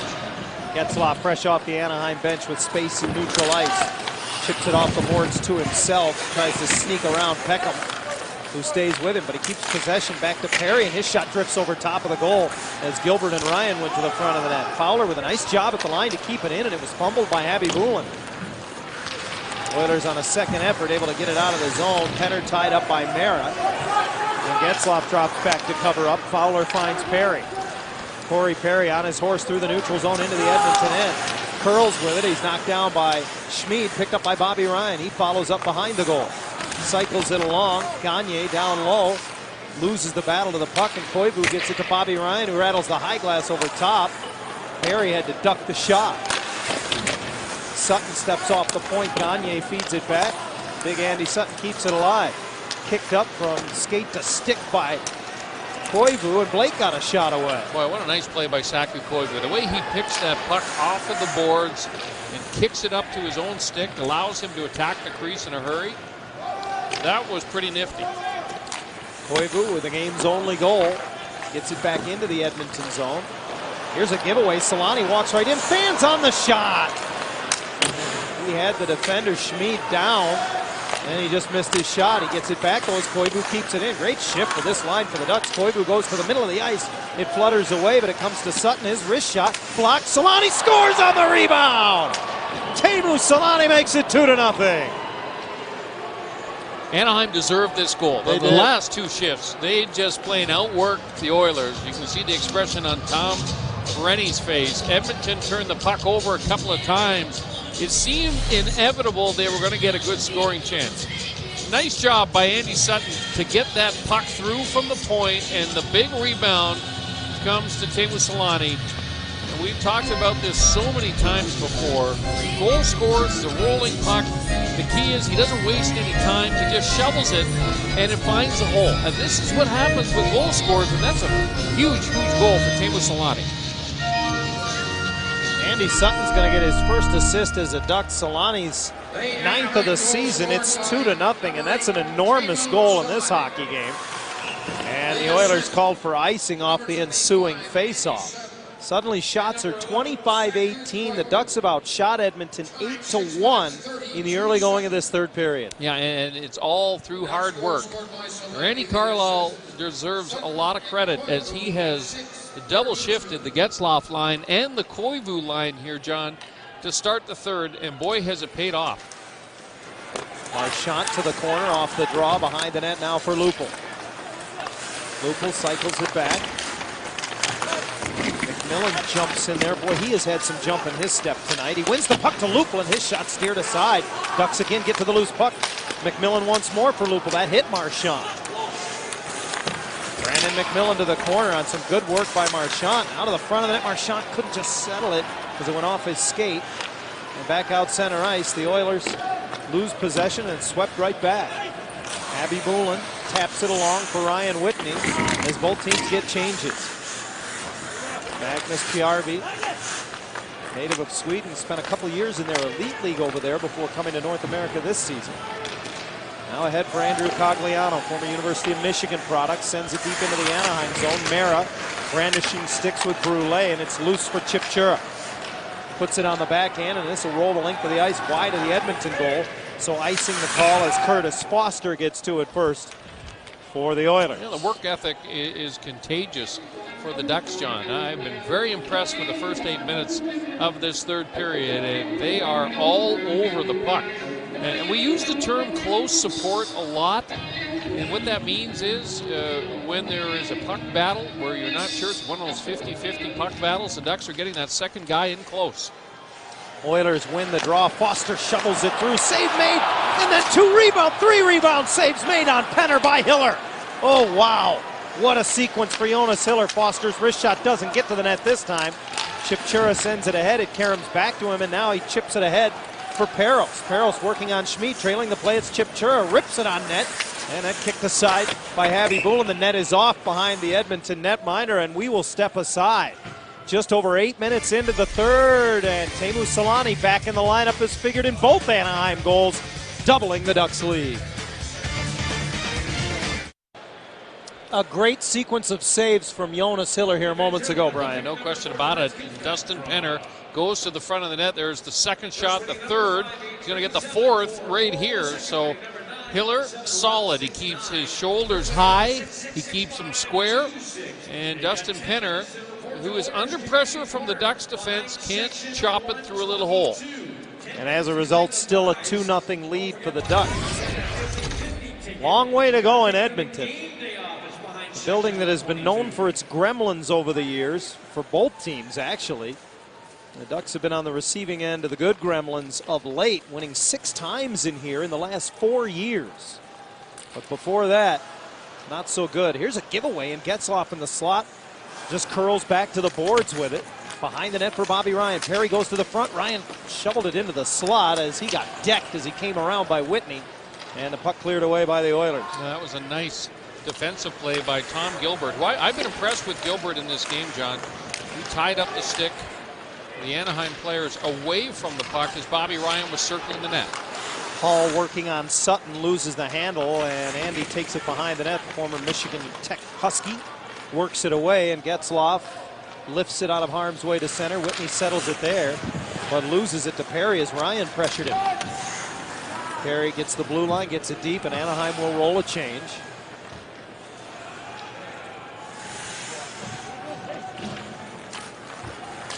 Nearing the halfway mark of the third period as Whitney stretches it to center ice. Gilbert Brule one hands it into the Anaheim zone. Fowler goes after it behind the net. Off a skate, it comes back. Penner able to feed Vandermeer. His shot off a skate. Back into the middle. Penner whips it wide. Boy, what a setup by Brule. Yeah, Brule's made a couple of nice little feeds into Dustin Penner in this game. Jonas Hiller without a stick, John. Yeah, his stick was in behind the net, nearly in the way, and he certainly can't go back and get it. The Ducks would probably take an icing here right now with their netminder under a little duress without his stick. Blake puts it into the Hiller stick behind the net, and Fowler brings it out in front dangerously, and Blake just hooks it off the boards and out. Hiller can't go still behind doesn't the net. choose to go get that stick, and now he'll have the chance because the puck is back there. So as long as I'm here. Oh boy, look out. Cam Fowler brings the puck right in front of his own net, and that raised the heartbeat just a little bit. Ducks the recipient of a good bounce as Frazier couldn't hold it in at the line, so the Oilers retreat into their own zone. Ryan Jones hinges it back. Schmid plays it across for Gilbert. Minneapolis, Minnesota native ahead for PRV, drops it off. Jones races in, and he scores!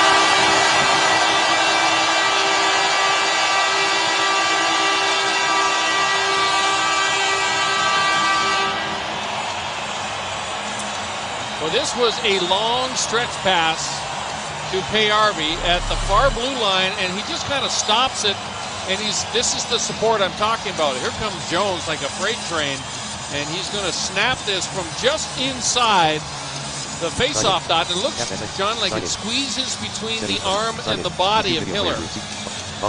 That's a big goal for the Edmonton Oilers as they have got a ton of life now. Nifty little pass from PRV. Third goal in as many games for Ryan Jones. Former University of Maine Black Bear has his 7th of the year, and it's 2-1. And as Brian mentioned, it's a brand new hockey game with 9:20 to play. And the crowd for the first time tonight, Brian, is in this game. Yeah, you're right. They've been very quiet tonight. That's not unusual here. Sometimes we'll say like 20,000 general managers watching the Oilers. A lot of observers. Play hockey. Just observing the game. Not really fans. This one off the side of the goal, going to have to be played by Habby Boulin. He was trying to milk it for the icing call, but too much pressure. And now it's Hall with speed through center. Cuts into the Anaheim zone. Diving back is Ludman. He tries to jam it at Hiller. Able to make the stop. Oh, wow, was that speed. That is something to watch. Whitney saucers it back towards the goal. Eberle draws a penalty as he's taken down by Sutton.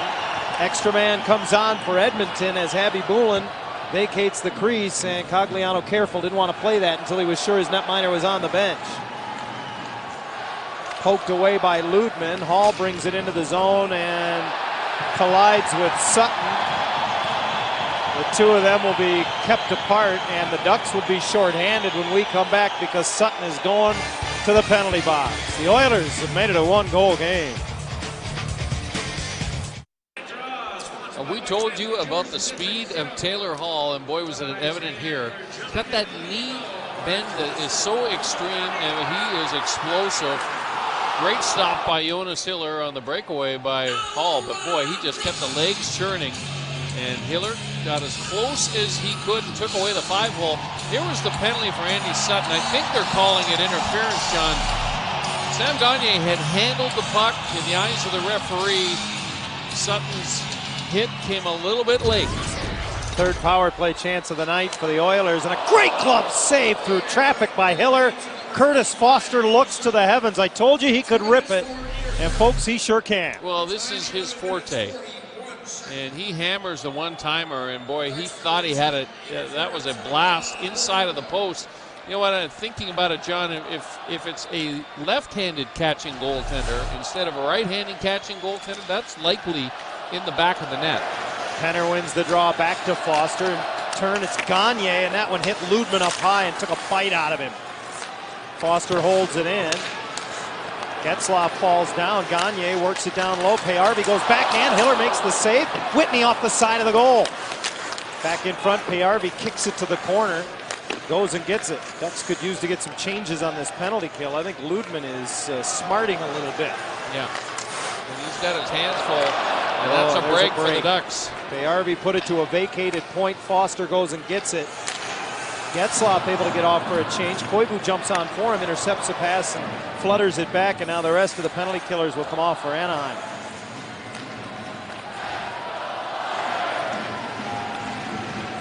For 2 tonight with the extra man are the Oilers with the power play, as that one is just cradled by Hiller. Hiller is under pressure as the Oilers have bounced right back here in the third period. Payarvi out of the corner. We've seen that a lot. Boy, he's a gutsy player, John. Players know that when they come along that goal line and attack the goal crease, they're going to get drilled at some point. But the thing that you have to admire about Payarvi, he just keeps doing it.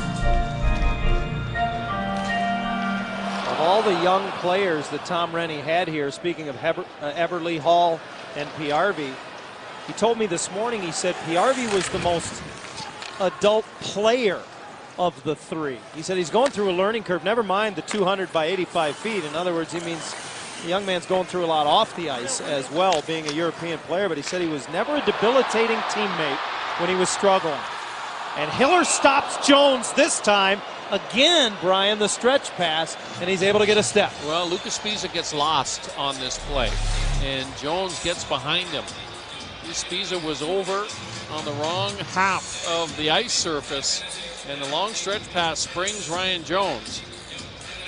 Spiza with the swipe attempt at the end, and at least it prevented Ryan Jones from carrying it all the way across the goal crease. But tell you what, that's a good stop by Hiller again. Jones, one of the players that maybe is going to get a huge opportunity here in the weeks to come, Brian, because in the absence of Alashemsky, somebody's going to have to step in and fill his role. Yeah, remember that 49 minutes, 22 seconds, and 2 hours, 2 minutes, 7, 1 hours, 26. Lost to the Oilers, and uncertain whether his loss is going to be of the short or long-term variety. Down to 10 seconds now in the penalty to Sutton. As the puck around the boards in the Anaheim zone, Gilbert holds it in, slides it across. The open man is Foster, lets it go. Hiller makes the save. Penner scores on the rebound.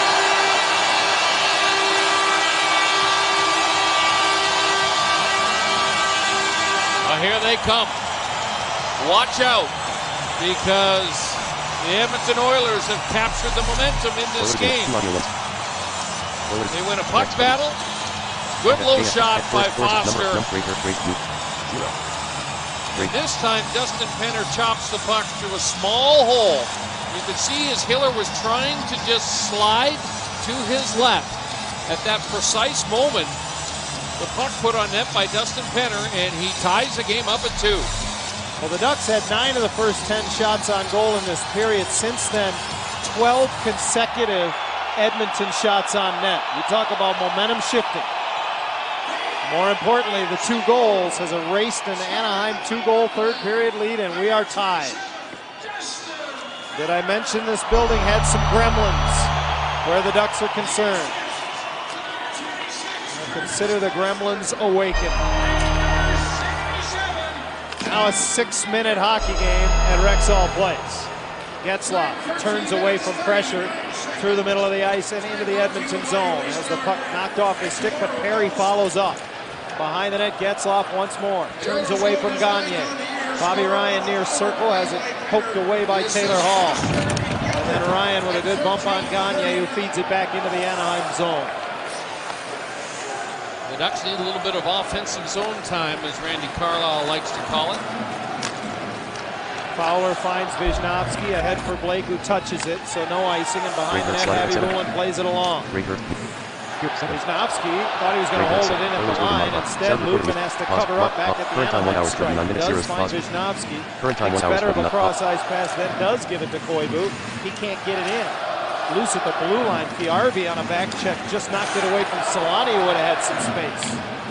Schmid jumps into the play, gets center red, and hoists it deep into the Anaheim zone.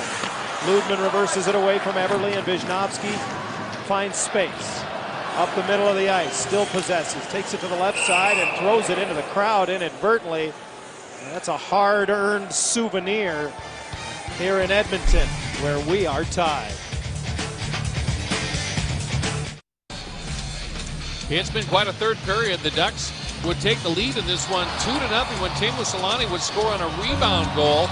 But since that moment, it has been all Edmonton Oilers. Jones breaks down the wing and he finds a small crack between the arm and body, and then Dustin Penner slams a rebound. Looks similar to the Selanne bid as it trickles to the goaltender's legs.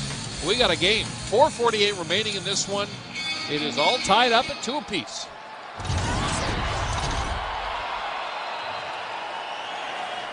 Cogliano backs into the Edmonton zone with it. And Gilbert, who has assisted on both Edmonton goals tonight, throws it into the Anaheim zone. Perry curling to the middle, but Ludman misses him with the pass, so Peckham able to hinge it back for Gilbert. Stretched ahead, Penner, who has the game equalizer, tips it in behind the Anaheim goal. For Dustin Penner, his 9th of the season, tying things up.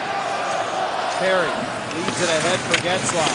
Beats Gilbert to it. It squirts free, and Perry just a half step late getting there. You see the support that the Oilers provide down low when Getzlaf is on the ice. Dustin Penner came all the way down from the wing position to support both defensemen in their battle against Getzlaf. Hall hoists it in and then goes and collects it with help from Frazier. Backdoor pass across to Whitney. His shot gets through. Hiller makes the save. Eberle tries to wrap it around. Rebound! Trickled just wide as Frazier got a stick on it. Blake and Vandermeer meet at the puck on the far side, and Jason is forced back in behind the Anaheim goal. Fowler reverses it for Paul Mara. Oilers want to finish a change, so Mara has space, and he'll take it. Hammers it off the boards through the middle of the ice. Blake into the Edmonton zone, drops it off. Selanne streaks in, and a poke check by Eberle keeps him from heading further. Selanne has been good in his return to the lineup, John. He just plain knows where to go. He and Koivu each with a goal and an assist for the Ducks tonight. We're down to 3 minutes to play in regulation. Into the middle, Gagne sneaks behind the defense. Fumbled the puck as he cut across on the forehand. He then throws it off the side of the net, and Hiller will cover up. And Gagne wants a hooking penalty, and it's hard not to agree with him. The referee said it was close. Great outlet pass from Whitney to Gagne, and there's the hook onto the hands. Now, does Ludman's stick get to parallel? Pretty close. We've seen that called, John. The Ducks may get away with one there. You know, you look at it from that angle, and it did never get to waist height, but Sam Gagne doesn't like the call. Gagne, 3 goals, 7 points in his last 5 games, and he had the game on his stick with 2:54 to play. He wins the draw. Shot caroms across the zone, and Lupul able to get it out, but can't get it ahead for Brandon McMillan. Offside is Payarvi at the other end, and they'll face it off and neutralize with 2:43 to play. Tony Ludman has logged an awful lot of ice time here in the last half of this game, especially as things have gotten a little bit chaotic, a little bit out of control. Randy Carlyle has got the veteran over the boards every second shift. The big line out for the Ducks, Getzlaf, Perry, and Ryan. And Ryan Jones keeps getting thrown over the boards by Tom Rennie, and you can't blame the Edmonton coach for that. Jones has been a force in this game, and now here's a delay of game penalty just out of nowhere on Tom Gilbert. He just wanted to go up on the glass and out, and the puck just fluttered at the last moment. What a chance for the Ducks. You know what, the Ducks get people into the lanes, and Tom Gilbert is looking to make a pass, thinks, you know what, too dangerous to throw it into the middle of the ice, and it just rolls on him at the last second. And you're right, 2:29 remaining. Huge power play here for Anaheim. Getzlaf wins the draw, snaps it back to Wisnowski. Oh, Penner hooks him and at least gets the puck out of the zone, but boy, did he get away with one. That's even now. Ducks 0 for 2 on the power play tonight, and here's Selanne, the power play specialist, into the Edmonton zone for Getzlaf. Looking for Selanne back in front. It's deflected. Perry recovers it.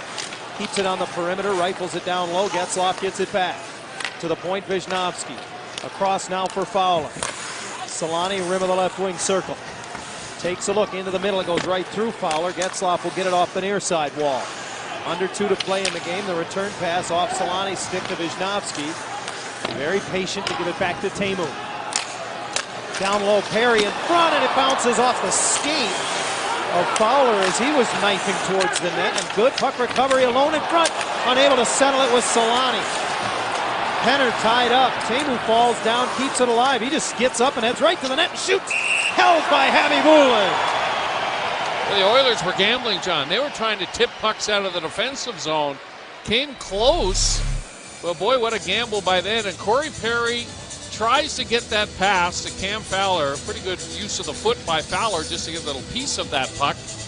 And then Teemu Solani, boy, that puck was tipped just before it got to his stick. But watch this. He gets up and he says, you know what the heck? I'll try and score a goal here. And almost does. Good stop by Habibulin. Broken stick right off the face-off. And that is Colin Fraser, who will get to the bench to get another as the Oil are able to clear the zone. Passed ahead for Bobby Ryan with 45 seconds left in the power play. Just a minute 10 to go in the game. Dug out by Blake, who angles it back to Fowler. Returns it right back. Blake, into the left wing circle, takes a look. Fowler drops down into the middle. That opens up a lane. Vishnowski rips it off of Habibulin. Yeah, it's a good stop and a good play by the Ducks. He set a little pick. Now it's Koivu. His pass off the leg of Peckham to the corner. Under a minute to go in regulation. Flutters to the side of the net. Habibulin got a stick on it. Koivu came in after it. And it's loose up the wall for Fraser, who will just send it down. And Edmonton will get a change. It'll come all the way around to Vishnowski. 10 seconds left in the penalty to Gilbert. A good aggressive play down low by Theo Peckham, who was able to get the turnover and the clear. Perry cuts into the middle but loses the puck at the Edmonton line. Out of the box, Gilbert. And Edmonton lives to see another day after a very bad penalty by Gilbert. Perry brings it in, a rolling puck that is in the glove of Nikolai Habibulin. 20.6 seconds left in regulation.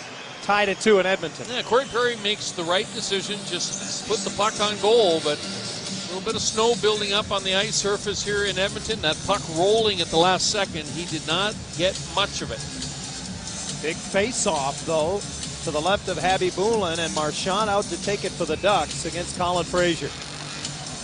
Marchand has been over 70% in the last 3 games in the face-off circle for the Ducks. And he's tied up by Fraser. The puck comes loose. Getzlaf reaching for it. He and Peckham met at the puck. Peckham tried to reverse it. It hit Perry. Getzlaf sends it down low. Gilbert gets in the way, sends it around the boards. Gagne chopped at it. It came into the middle of the ice. It came back to him. Marchand goes after him. Gagne falls on top of the puck. And, he's going to get the benefit of the doubt there as the clock expires. And we get set to go to overtime in Edmonton. The Ducks see a 2-goal lead evaporate in the third. And it's overtime next.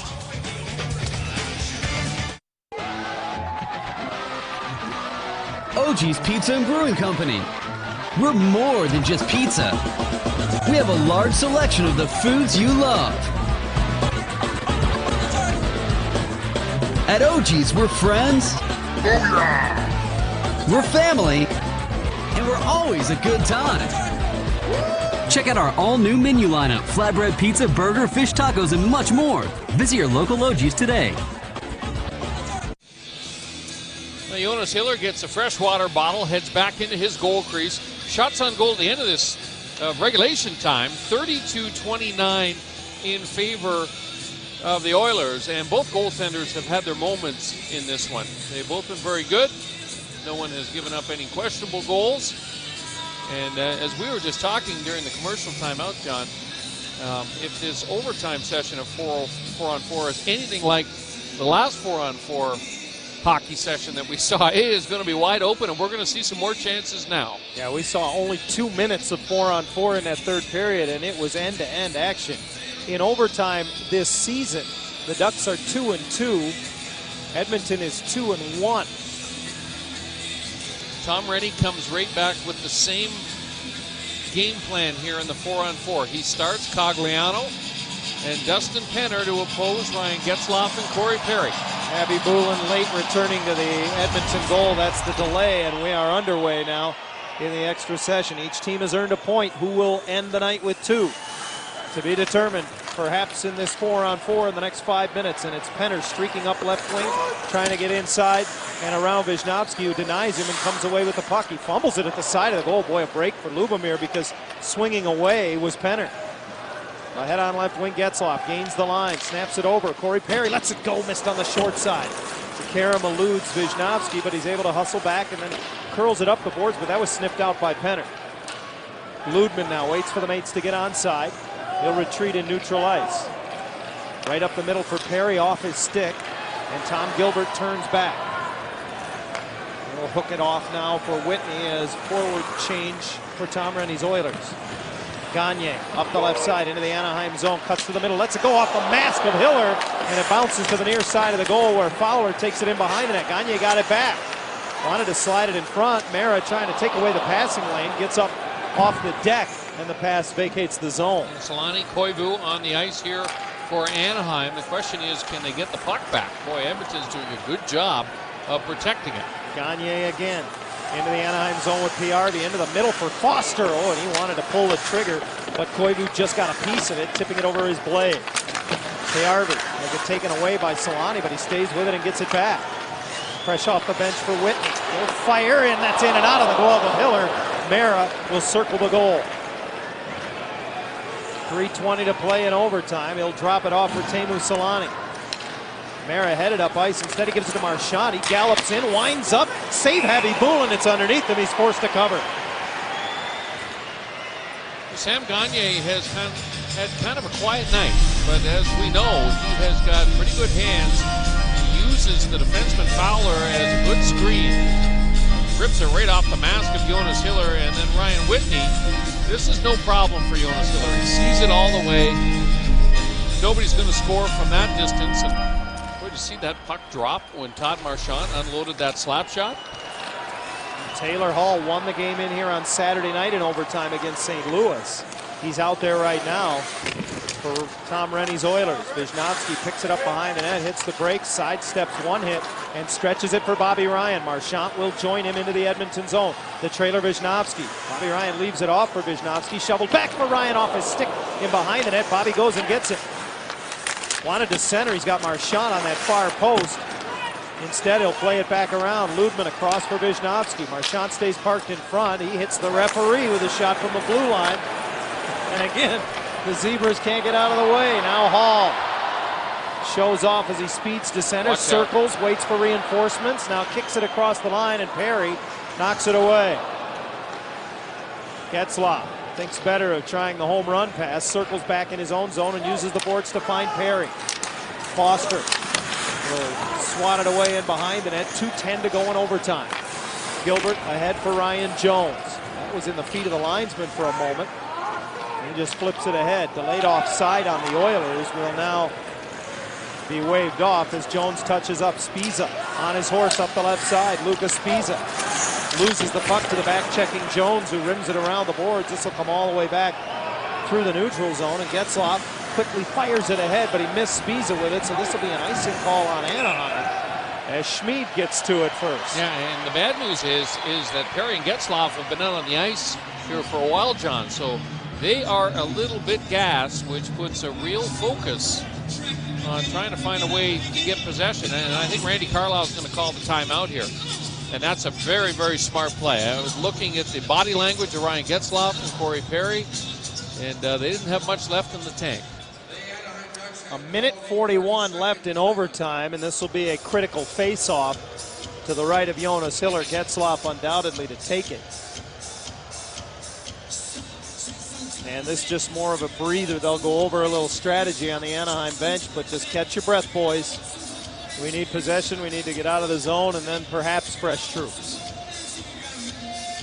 You know, I like the way the players are so engaged with the coaching staff over at the Anaheim bench. It always bothered me when the players would come over and the only guy that was involved in the conversation was the head coach. You don't get that sense in this situation as Getzlaf comes over, and a real discussion going on between he, Randy Carlisle, and assistant coach Dave Ferris.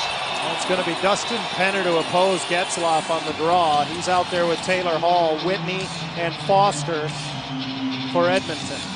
And Penner wins the draw, but it'll come all the way back and into the Edmonton zone, so the Ducks will get a few changes. They get it Fowler and Mara over the boards. Koivu as well. Now Perry to the bench. And Solani joins Anaheim, losing the puck.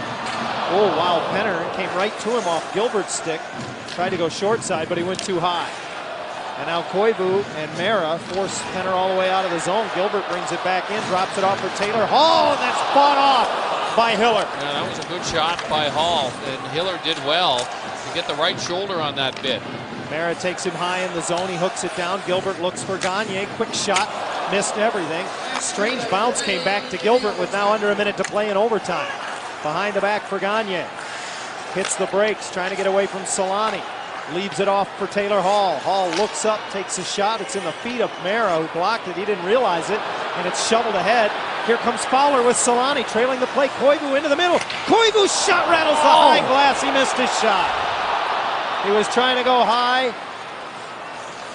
and he missed the mark. Boy, turned over at center. Koivu races right back in, again into the middle of the ice on his backhand. Great pad save by the right leg of Javi Bulin. Koivu across to Solani. He misfired as it went over top. Yeah, slams his stick on the ice in disgust. That was a great pass. And what a shift by Koivu. 15 seconds left in overtime as Getzlaf picks it off at the blue line, gets the legs going through center into the Edmonton zone, drops it for Ludman, kicks it over to Wisnowski. Ducks need to get a shot away. 5 seconds left. Ludman throws it to the net. Saved by Javi Bulin. It's underneath him. He gets a whistle with 1.8 seconds left in overtime. Oh, Getzlaf was there, and he was just trying to jam it right underneath him. A little bit of a quick whistle, I thought. Here's the play by Hiller, and boy, can Taylor Hall shoot the puck. Man, did he get a lot on that little snapshot. And here's Koivu trying to go top blocker side, and he misses by inches. Here he goes to the backhand, and that's a fat rebound by Javi Bulin, and no one there to swat it home. And here with time winding down, that puck was alive. And look at Getzlaf. He's just trying to jam the whole goaltender back into the net. Why not? Here's the face-off now. Koivu to oppose Frazier. And it'll go to the end boards, and we will go to a shootout. For just the second time this season, the Ducks will need a shootout to decide a game. Tied at 2 through regulation and overtime in Edmonton. On Friday, the Ducks host Calgary. Save on tickets and dinner with an OG's Pizza Pack. 2 tickets, pizzas, and sodas for as little as $48.50. Call 877-WILD WINGER. Go to AnaheimDucks.com/tickets. And if that game is anywhere near as good as this one, you're going to be very entertained. It's a great hockey game. Lots of quality scoring chances, great stops at critical moments with the game on the line by both netminders. And now we end up in the shootout. And strange, John, to think that this is only the second shootout that the Ducks have been involved in. That, by the way, a trend throughout the National Hockey League where more games are being decided in the overtime session. Sound narrator window heading level. Narrator minimize button. Last I saw that pause statistic, it was almost current time 1 hour 47 minutes. 65% of the games decided in overtime, not going to the shootout. Yeah, just 2 times in 30 games for the Ducks, and yet on the other end, for Edmonton, just the 6th time this year they outshoot an opponent, and yet they find themselves fighting for the extra point in a shootout. The Oilers, as the home team, will take advantage of the opportunity to shoot first. They have chosen Sam Gagne, Jordan Everly, and Taylor Hall to be their 3 shooters. The Ducks will counter with Lupul, Solani, and Perry. And if it's not decided after that, additional shooters will be chosen. Sam Gagne, he's the veteran of the crew. He's 21, John. Yeah, he's the old man. He's the old man for the Oilers. This is a young group. So it's youth against the old guard in the shootout tonight. Jonas Hiller has stopped 3 of 4 shooters in shootouts this season, and he looks at Sam Gagne. A right-hand shot weaves his way in on Hiller, and he loses the handle as he makes his move. Yeah, and his hands that time almost too fast. Lost possession of the puck. Watch him try to come back. Several moves. He has Hiller too. Boy, he just loses the handle, but Jonas Hiller buys into the first little fake, goes down, and Gagne can't get around him. They boo the Edmonton native, Joffrey Lupul, who will be the first shooter for the Ducks. Obviously his first shootout attempt this season. Yeah, they await await the signal from linesman Vaughn Rohde, who gives it to both Khabibulin and Lupul, and Lupul is in on Khabibulin, who's way out to oppose him. And he stuffs it around him. Boy, was he patient. Oh, he sure was. And much like Jonas Hiller bought the fake of Sam Gagner, watch this. Khabibulin buys the fake of Joffrey Lupul, comes back to the forehand side, and that is a big, big goal for Joffrey Lupul and the Ducks. So the kids are on display now for Tom Rennie's Oilers. Jordan Eberle, the number 2 scoring rookie in the National Hockey League to this point this season. Came into tonight with 6 points in his last 6 games, and he's the second shooter in the shootout. Ducks lead 1-0 in the shootout. Another right-hand shot. Eberle in, and Hiller makes the save as he tried to go 5-hole. Patience here by Jonas Hiller, as essentially he sends a message to Jordan Eberle and he says, you're going to have to score up top. He's backing up, he's protecting the lower portion of the net, and Teemu Selanne can win this for the Ducks with a goal here on the Anaheim second opportunity here. And how fitting that would be. Selanne with a goal and an assist. We were uncertain whether he would even play tonight. Has been one of the best players by far in this hockey game, and he has a chance to win it now. And this is what he has the flair for. Does the Finnish Flash have more flair? No! Denied by Khabibulin. Wry smile from Teemu Selanne. Watch him throw the brakes on to see if Khabibulin backs all the way up to the goal line. Khabibulin throws on the brakes, and so he's perfectly positioned at the top of the goal crease. Well, I said it was Taylor Hall hysteria in Edmonton. The chosen one, their chosen son, the native of Calgary, has to score. Hiller can win it for the Ducks with a save here. Hall speeds in. Shot. Score! Hiller got a piece, but he didn't get enough. And the legend grows in Edmonton. That's a big goal for Taylor Hall. His hands are just so fast, John. Watch him pull it into his wheelhouse, and he squeaks it between the arm and the body of Jonas Hiller. Hiller's shoulders not quite square at the moment the shot is released. That's partially why the puck squeezed through. But remember this, Corey Perry scores here, and it's over. The Ducks still win. Yeah, Corey Perry loses his 7-game scoring streak on the road, but he won't care if he scores here, because it would win the game, and he'll go to his signature move. He swings wide on right wing, in on Khabibulin. Goes backhand. Oh! What a leg save by Khabibulin as he kicked the right leg. He was beaten all the way, and Nikolai Khabibulin knows it, and watch what he does at the end. Perry outweights him. He misses the poke check, and he just is able to elevate that right foot. I tell you what, those legs have to be so strong in that situation to lift your foot off the ice, John. Remarkable stop. Spectacular save by Khabibulin extends the shootout. And Gilbert Brulé is the next to go for Edmonton. Tied at 1 through 3 shooters. A right-hand shot again. Brulé approaches Hiller. Backhand is denied by the right leg of Jonas Hiller. He stopped all 3 right-hand shots and been beaten only by the left-hand shot of Taylor Hall. Hiller reads this perfect, and this is about momentum, and see how he slides across to protect the short side and keeps his shoulder high, so there's not any room even up top and under the bar. So again, the Ducks can win it here. Getzlaf will be the first extra shooter for Randy Carlyle's Ducks. He is 0 for 1 on the season in shootouts. And he will approach Khabibulin with a chance to end it. He'll weave off the left side, back to the middle, and that's denied by the glove hand of Nikolai Khabibulin. Getzlaf was trying to go up and under the bar. Puck may have rolled on him just a little bit, right about here. As he tries to settle it down, he couldn't get it up. So it's up to Dustin Penner now. A chance to give Edmonton their first lead in the shootout. Penner's had a great game. He's been a force in this one. He's had a number of great chances. Of course, he got the tying goal and ended up sending this one into the extra session. Another left-hand shot, the second to approach Hiller. He'll swing wide off the right side as well. And he missed the net. And he goes away from what is his signature move. Dustin Penner's a guy that likes to push the puck forward on the forehand side and shoot to the right of the goaltender. Windows the ball, lock screen, window, lock He screen. mixes it up. I sound think recorder, sound he's pause guessing button. that Jonas Current Hiller time is 1 hour, 54 expecting minutes. him Pause. to shoot YouTube glove edit, hand, slide. and he Pause misses keyboard. the short Speed side slider, by slider, about a 1 foot hour, and a 54 half. minutes, So 28 the seconds, Ducks' 2 hours, 2 fifth minutes, shooter sound, is pause Saku button. Koivu, a 5-round shootout, and for the third straight time, a chance to win it for the Ducks. Koivu has a goal and an assist in this game, and he'll go straight ahead on Javi Bulin. And he's denied as he tried to go 5-hole. Yeah, and Javi Bulin, this is very Bulin wall-like right here, John, as he gets down. And watch what he does. This is what we call a blocking save. He just gets into the position. He tucks both elbows in tight to his body so the pucks can't go through him. So Magnus Piarvi, the 19-year-old from Sweden, will be the first shooter in round 6. His speed has been on display all night.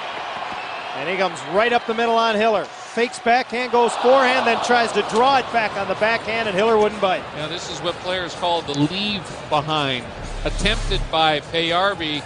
And watch, his body keeps going, but the puck stays, and he tries to just tap it around Hiller, but Jonas Hiller with those flexible legs says, no way you're going to score that one. So Jason Blake becomes the 4th straight Duck with a chance to end it in the shootout. Remember, the deeper we get into the shootout, the less skilled the scorers trying to get the game-winning goal. Well, the Ducks' strength is their top 6 forwards, and here comes one of them, Blake, to the backhand, glove save! Left-handed larceny this time from Javi Bulin. And they are loving it at Rexall Place. Well, why not? I mean, this is just so much fun to watch. Watch the left hand. Jason Blake would tell you that he didn't quite elevate the puck as much as he wanted to. I don't think it would have mattered because Javi Bulin was perfectly positioned, and Ryan Jones, who's had a very good game for the Oilers now, with a chance to give them the lead. Jones has goals in each of his last 3 games, including this one tonight. First shooter in round 7 of the shootout. He approaches Hiller, who got a blocker on it. And as a goaltender, John, once you get deeper into the shootout, you start to think that more guys are going to shoot rather than deep because they don't have the same level of hands that the top 3 or 4 guys do. However, the Ducks go deep, as I just mentioned. When you look at their top 6, you add Lupul to that mix. They get to the 7th round, and they have a Bobby Ryan. So the 7th round of the shootout. We're only halfway to the longest shootout the Ducks have ever been involved in. That was a couple years ago against Vancouver when they went 13 rounds. Ryan can end it here. And he got in too close. The left pad of Javi Bulin keeps us all at Rexall Place. Nikolai Javi Bulin gets the pad along the ice. Bobby Ryan with the puck well out in front of his body. That's the indication he's deking. And Javi Bulin, boy, he got a little piece of Bobby Ryan, upended him. Will Curtis Foster just bring it inside the blue line and let one go? That is probably his most lethal weapon. Round 8 of the shootout. I'm expecting shot. Here comes Foster. And he does it, and it's turned away by the blocker of Hiller. He may have broken the hand of Jonas Wow. Hiller because he has got a cannon. Why not? Wow. That is the... I mean, it looks like the goaltender is reacting, but quite honestly, when Curtis Foster's winding up from there, you're just standing in there and making yourself big. You don't have time to react. Now the former Oiler can send him home unhappy. Lubomir Visnovsky, who came over to the Ducks at the trade deadline last year from Edmonton in exchange for Ryan Whitney. The 8th shooter for Anaheim, in on Javi Bulin, who gets a stick on it. The poke check works, and we go to round 9. I'm really impressed with the patience of both goaltenders in this shootout. And by Javi Bulin, watch the stick here. See, the goaltender actually put a little fake. He put a fake on Lubo Visnovsky, and then he extends the stick paddle forward and gets a little piece of the bid. Andrew Cogliano to start round 9. That's right, round 9 of the shootout.